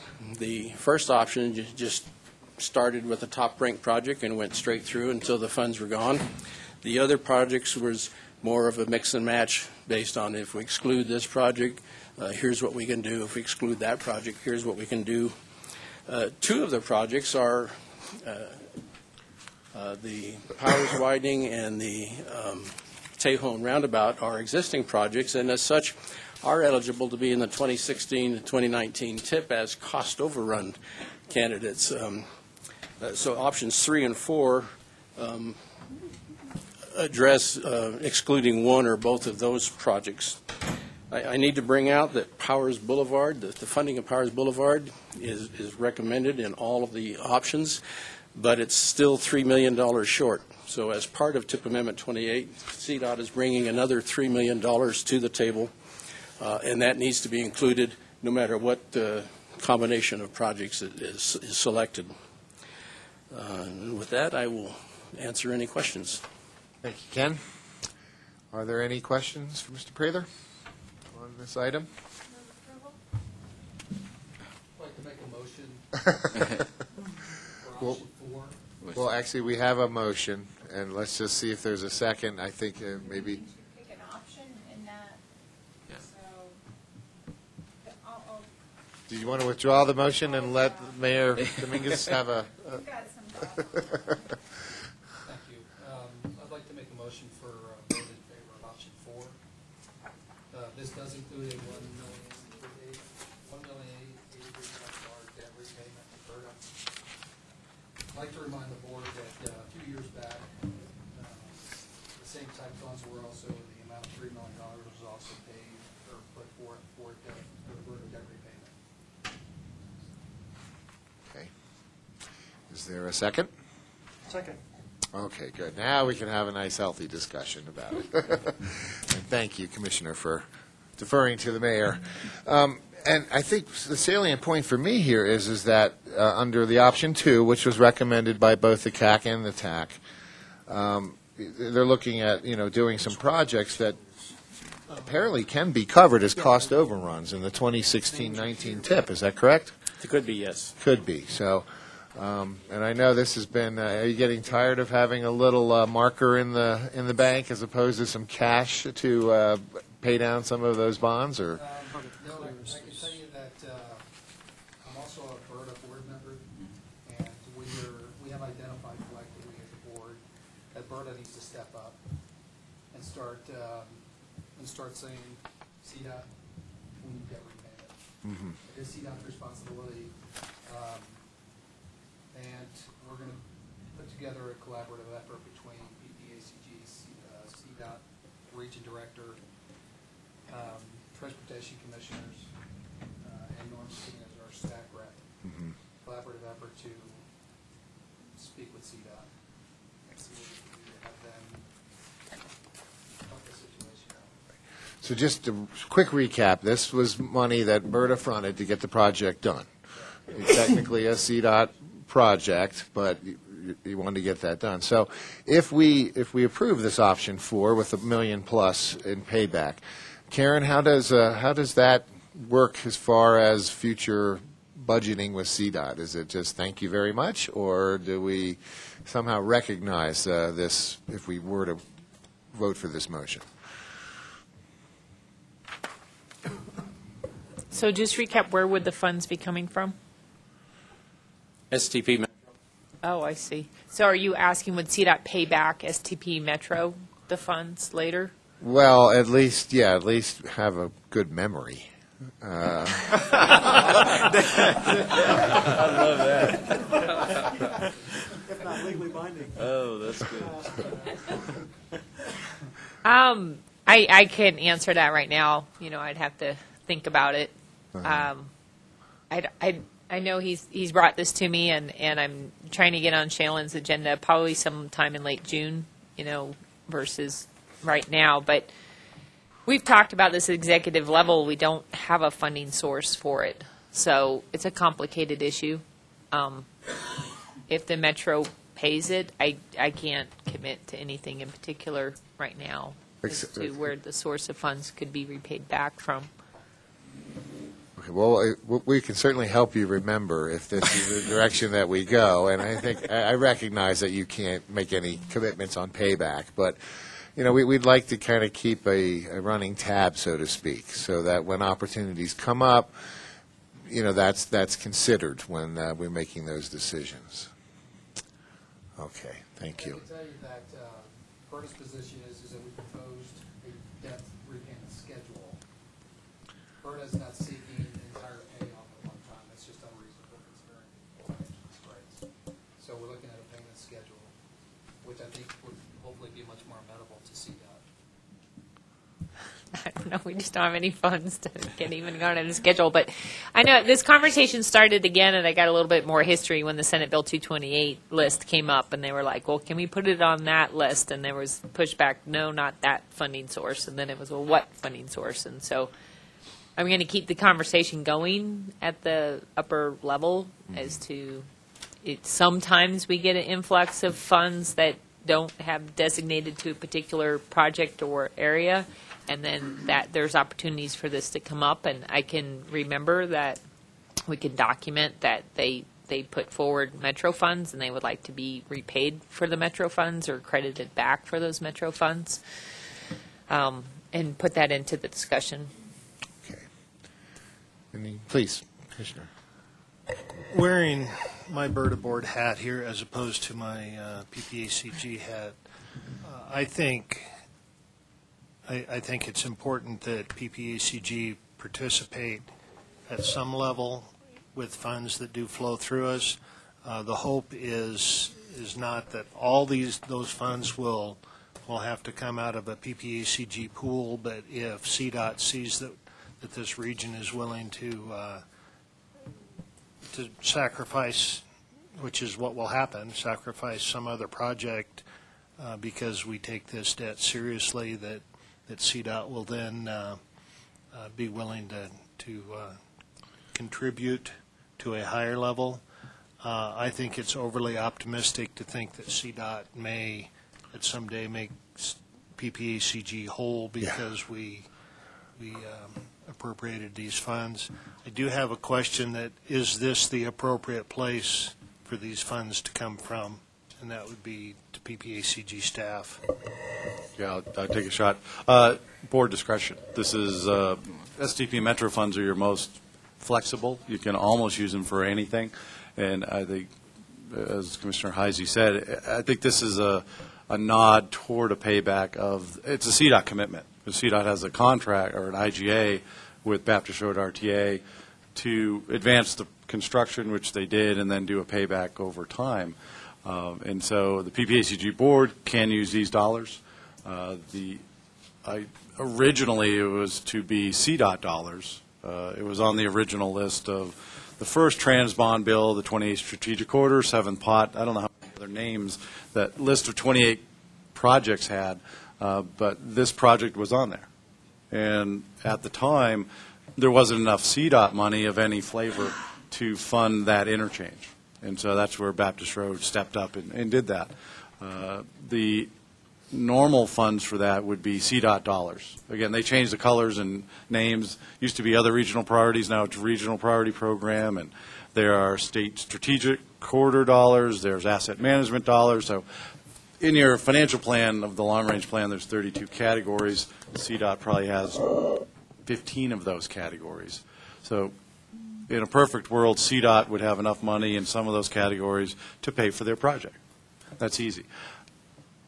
But because they didn't in this case, BRTA came up with the money, as PPACG and this board has come up with their STP Metro money for I-25 widening, for some of the Cimarron or Fillmore, other CDOT projects. This board has said, we'll put in a little bit.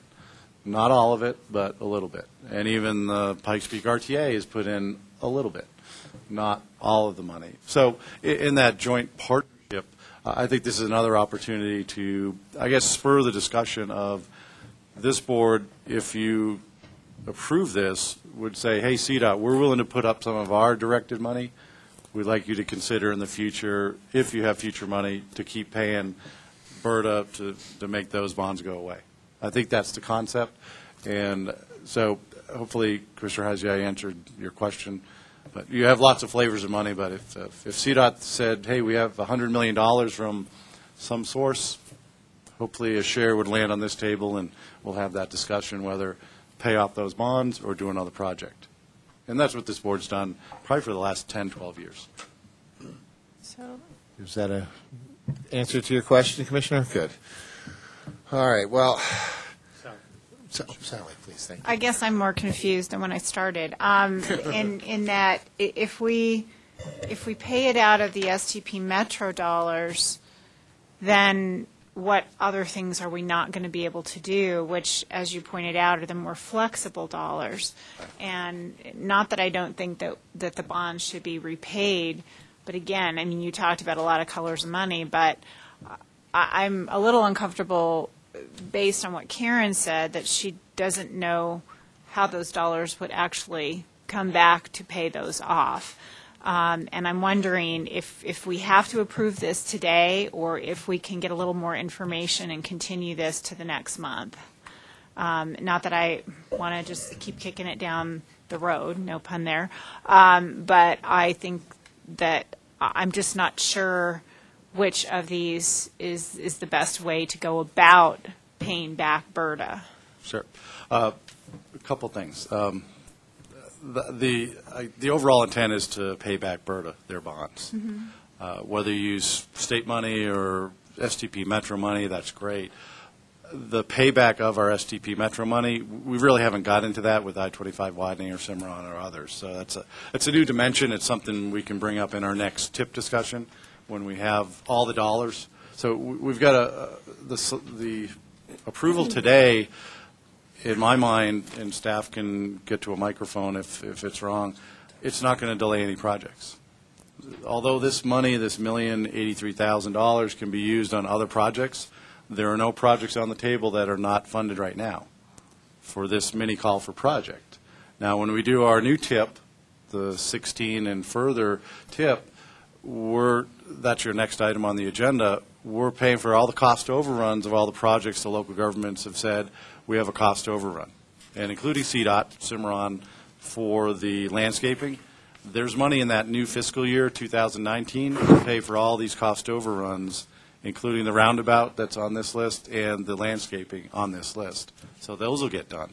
And then when we do our new TIP going out to 2022, which we're going to do over the next year, we're going to revisit the leftover dollars in fiscal year 13, which is about 2.9 million, Ken? Correct. And so we'll have that whole TIP discussion. What do we do with that extra $2.9 million to bring projects forward or cost overruns? So over the next year, we'll be trying to find those new projects. So this proposal under option 2 or 4, but what's on the table, option 4, everything gets funded. Are there new projects out there from the local governments? Absolutely. But we can't squeeze all those in. There are probably $50 million of projects that need to be squeezed into that TIP discussion. But So for Rob, now, do you see, again, I know you're an engineer and you go into a lot of detail. I'm trying to wrap this up a little bit more of a package. Do you see a problem with option 4 and what would be the drawbacks versus going with other options while still making the commitment to pay BRTA back? Right. Option 4 funds all the high priority projects, pays back a piece of the commitment through BRTA. Everything gets funded. That's a bottom line. If I could. Well, you said everything is funded, but if I'm reading option 4, it excludes the I-25 Cimarron and the roundabout conversion projects. So how do those? Option 4 considers that the roundabout and the I-25 Cimarron interchange would be funded in the cost overrun with 2016 TIP, your next agenda item. The next. So the additional money in fiscal year 2019 can go to those two projects if you declare them cost overrun projects, because that new TIP is paying for all the other cost overrun projects. We'll just add to, and so it'll take the pool of money from 4.3 million to 2.9 million. Mm-hmm. But everything gets funded in this item and the next item. I'm confused, but okay. Yeah, just a couple points. I recognize that if we agree to pay this, it is PPACG money paying a CDOT obligation for the BRTA project. So, I mean, in concept, I don't think we can overlook debt. Mm-hmm. Debt, in my view, is one of the things you pay first. But if we pay this, there's still a match to be made. I'm just wondering if I could ask Karen publicly, would CDOT be willing to step up for the match to the 1.83 million paid to this to the federal? So let's start with that. CDOT doesn't have any particular funding source to bring to the table. So if you would like to use your RPP funds to use the match, that's your option. Those are the funds that we give you. But I don't have a funding source to give you any funds other than what we've already designated to the Pikes Peak area. I could, again, bring that conversation to our headquarters, but we don't have any pot of money that isn't designated anywhere.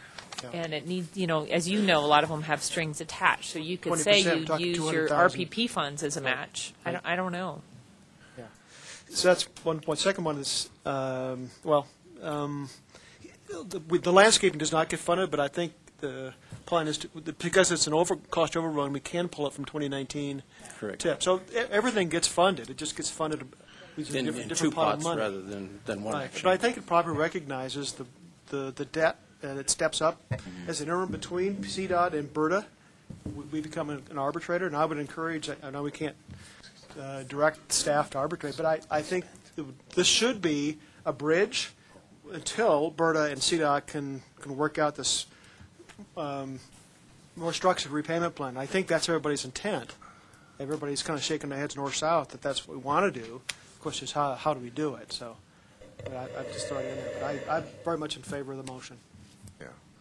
I think one way or another, we're going to be helping out with this. Okay, so whether it's CDOT at an executive level coming up with a repayment plan, I think that will be reflected in future years of CDOT funding for our region. So I think, moving forward, for $1 million, we can help out our neighbors to the north, help out BRTA get on track to get this debt retired, and again, hope that CDOT will recognize our collaboration here and that will pay off down the road for us. Yeah.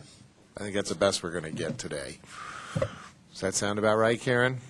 I sure hope so. I mean, we worked well. There's the hope. Continue the discussion. We worked well with you. I'll do my best. Hope's not a method, but to right. to find a solution to this and. I could tell you that this is one of BRTA's top priorities. Correct me if I'm wrong, Dennis and Darrell. So we're going to be pushing it forward, and we're going to start setting up some meetings to try to work through it. Call the question, Chair. Great. So the motion was to approve option 4. Option 4. And that was seconded. So All those in favor, please say aye. Aye. All those opposed, nay. No nays. All right, passes unanimously. Thank you. Thank you. Thank you, Commissioner Clark. And we'll move on to item 6E, which is the referenced 1619 tip. Good morning. It's not quite afternoon yet. Craig Casper, Transportation Director. This item is an action item to ratify the action of the Executive Board of last week, which was releasing the draft 2016 to 2019 tip for public input.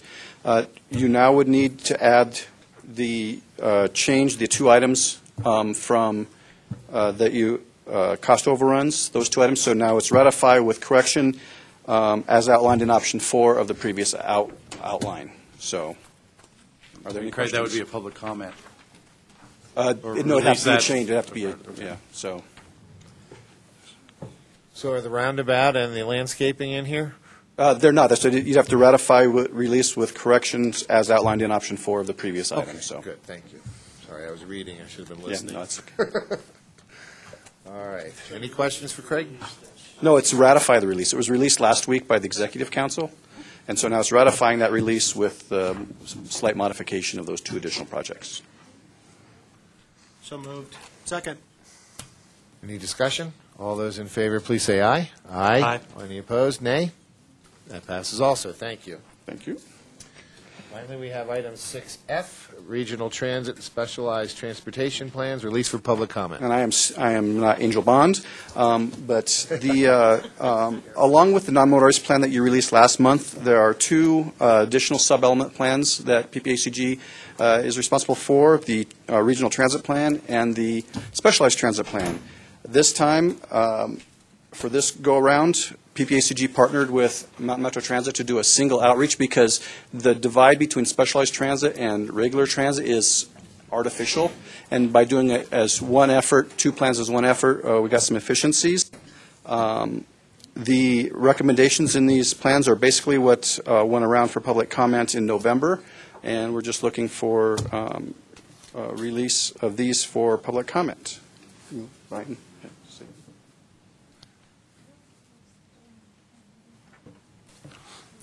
Good morning, Brian Vituli with the City of Colorado Springs Mountain Metro Transit.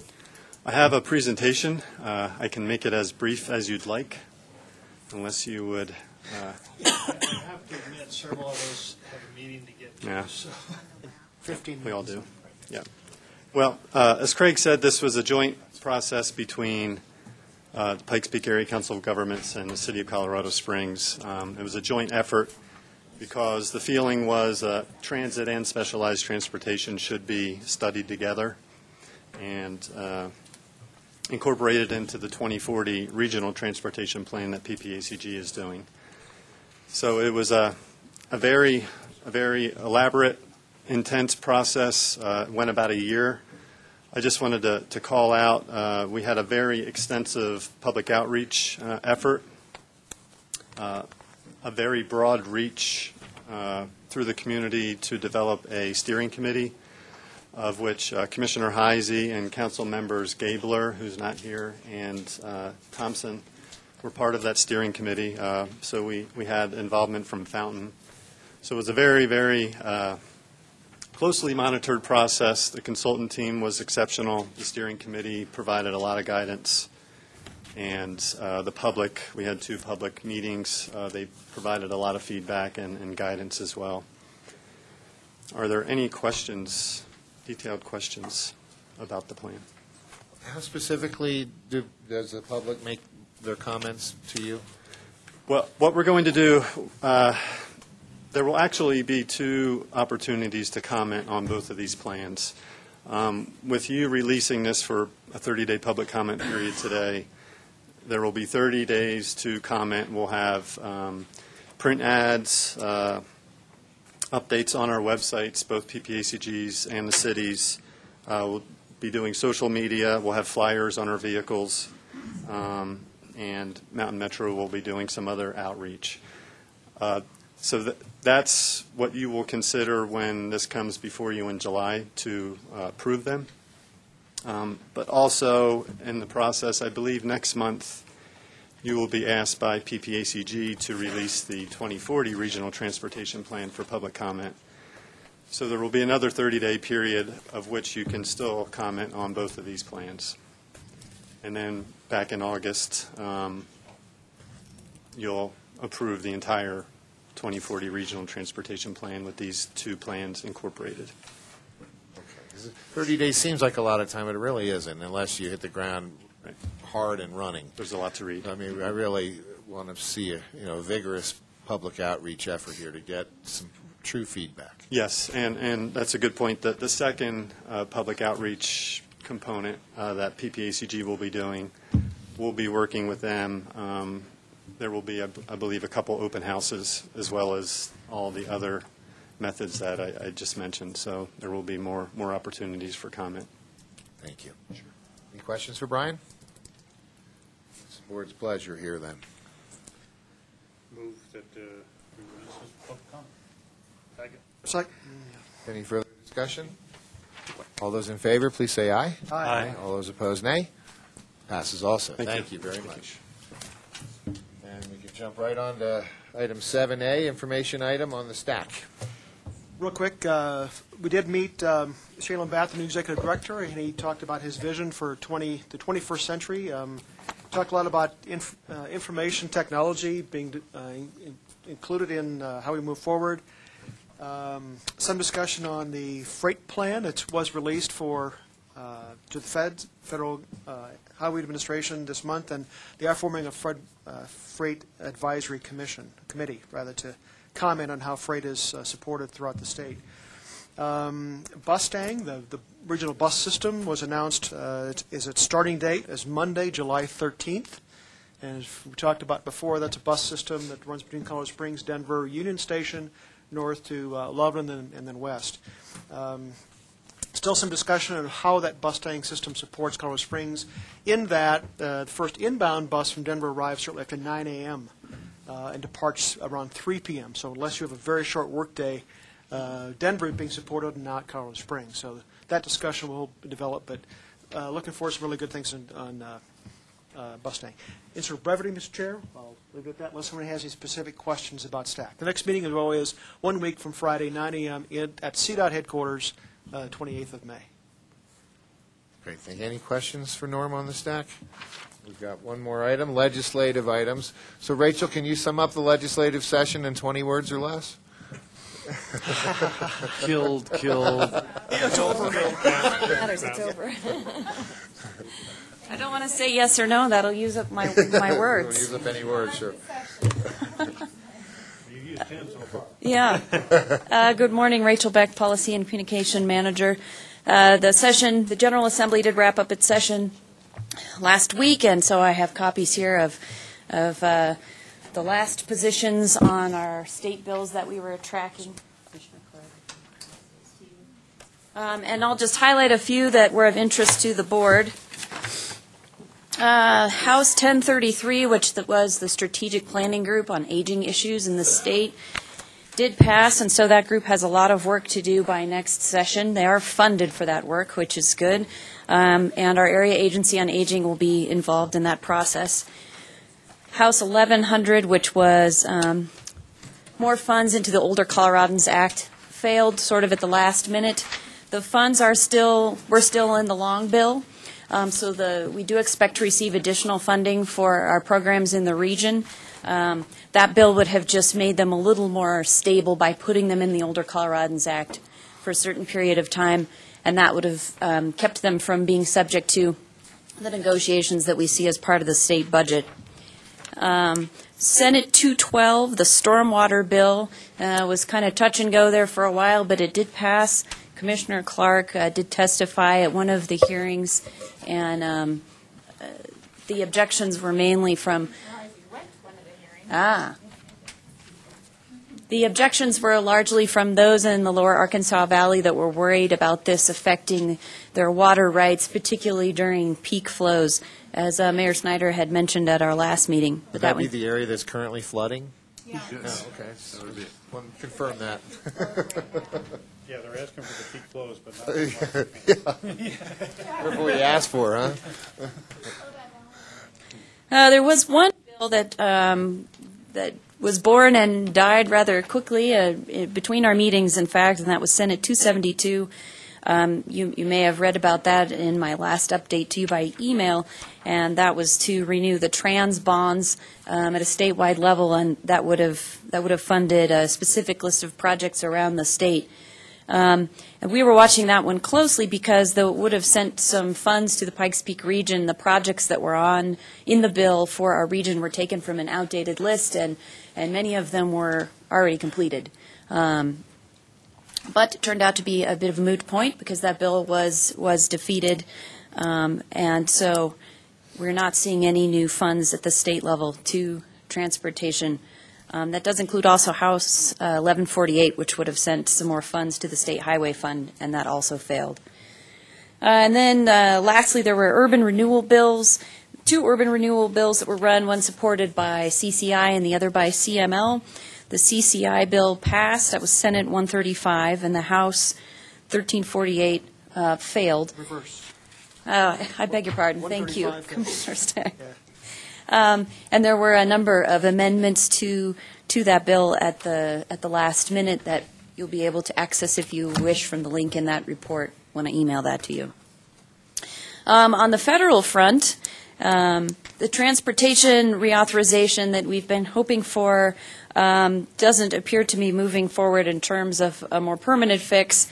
We are hearing that funding will likely be extended until August. But in terms of a more long-term solution, it doesn't look like anything is happening. Commissioner Clark gave a great update on the waters of the U.S.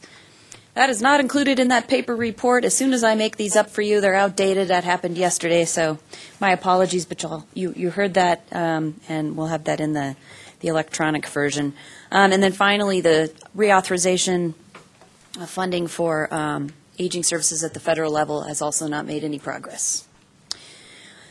So I think those are the highlights. If you have any questions about other bills, anything else in the report, anything I've missed, I'm happy to answer those questions.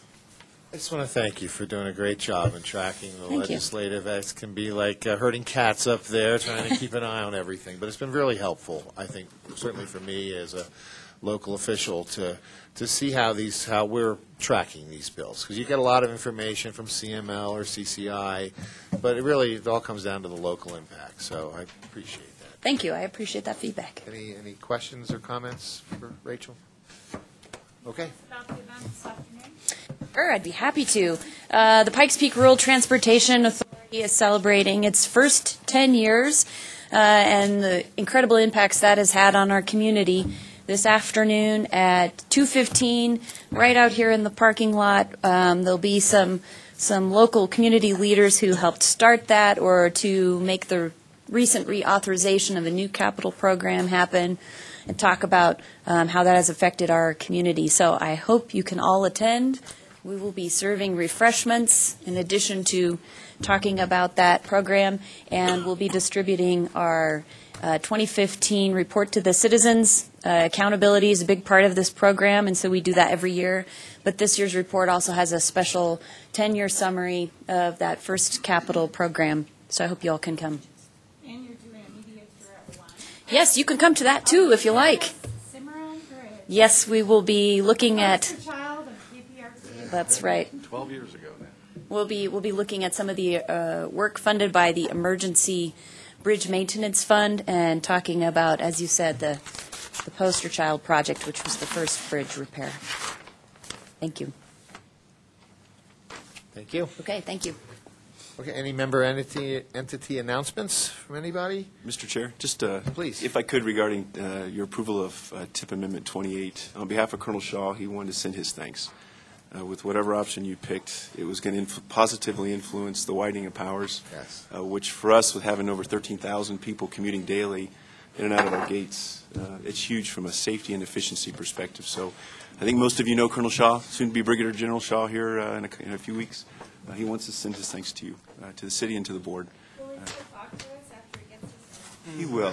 Yeah, I think his head's going to stay intact. So. Yeah, good. But, and I know that, and he will pass on the great relationship that you of all have forwarded him under his command to Colonel Chess, who will be taking over here on the 12th of June. And by all indications, Colonel Chess is of the same mindset from a community outreach perspective as Colonel Shaw, so I think you'll see a great continued partnership from Pearson to all of you too. So thank you very much on behalf of Colonel Shaw. Thank you. Norm?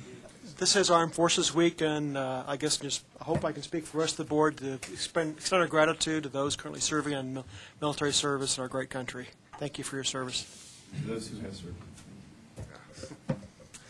Thank you. Please. Sir, a couple of quick things. First of all, echoing what my esteemed colleague Rich shared, we're going to have a change command up tomorrow morning in the 10th Air Base Wing, and so Colonel Troy Dunn, a 1993 graduate of the Air Force Academy, is happy to come back with his wife Sonia and 4 kids. He also has extensive experience in legislative kind of items, and so I think he'll continue that forward. A couple other things. Air Force Academy graduation on the 28th, and then also the class of 2019 is going to come in on the 25th of June. And then the last thing you've probably seen in the news that Northcom directed military installations to heighten their force protection condition, and so all installations are in Bravo. That's a different thing for the Air Force Academy, and so we had to close the visitors center, et cetera, et cetera. So we just want to make sure that people are aware of that.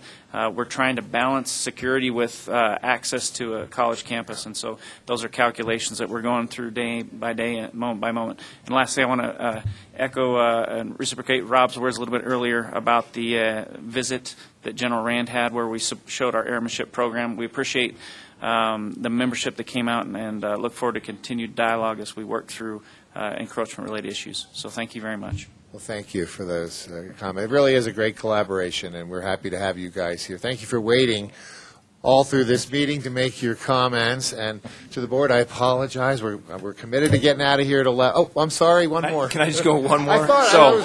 There's a theme going on here. Forces luncheon. Is that right. ironic? So there's a theme going on here. There will be a change of command out at Shreveport Air Force Base as well at the end of this month. Colonel LaCour will be moving on to a new job, and we'll be welcoming in Colonel Deanna Burt, and she'll be coming from the Air Force Space Command headquarters. But Colonel LaCour wanted me to pass along again to the board, similarly to what Rich and Brad have said, is great working relationship. We appreciate the opportunity to have you all entertain our concerns out at Shreveport Air Force Base of the Highway 94 safety issues and some of the other things that we consider out there. And your support in those efforts is above board, and we really appreciate that. So thank you very much. It's to the top of our priority list is to make sure we work with all our installations to make sure that their needs are being met. So as I was saying, keep trying to get out of here at 11. I don't know what to do about all these talkative installation representatives. But, we'll work on that too. And see you all on June 10th, and we are adjourned. Thank you. Well done. Everyone's racing to lunch. Exactly.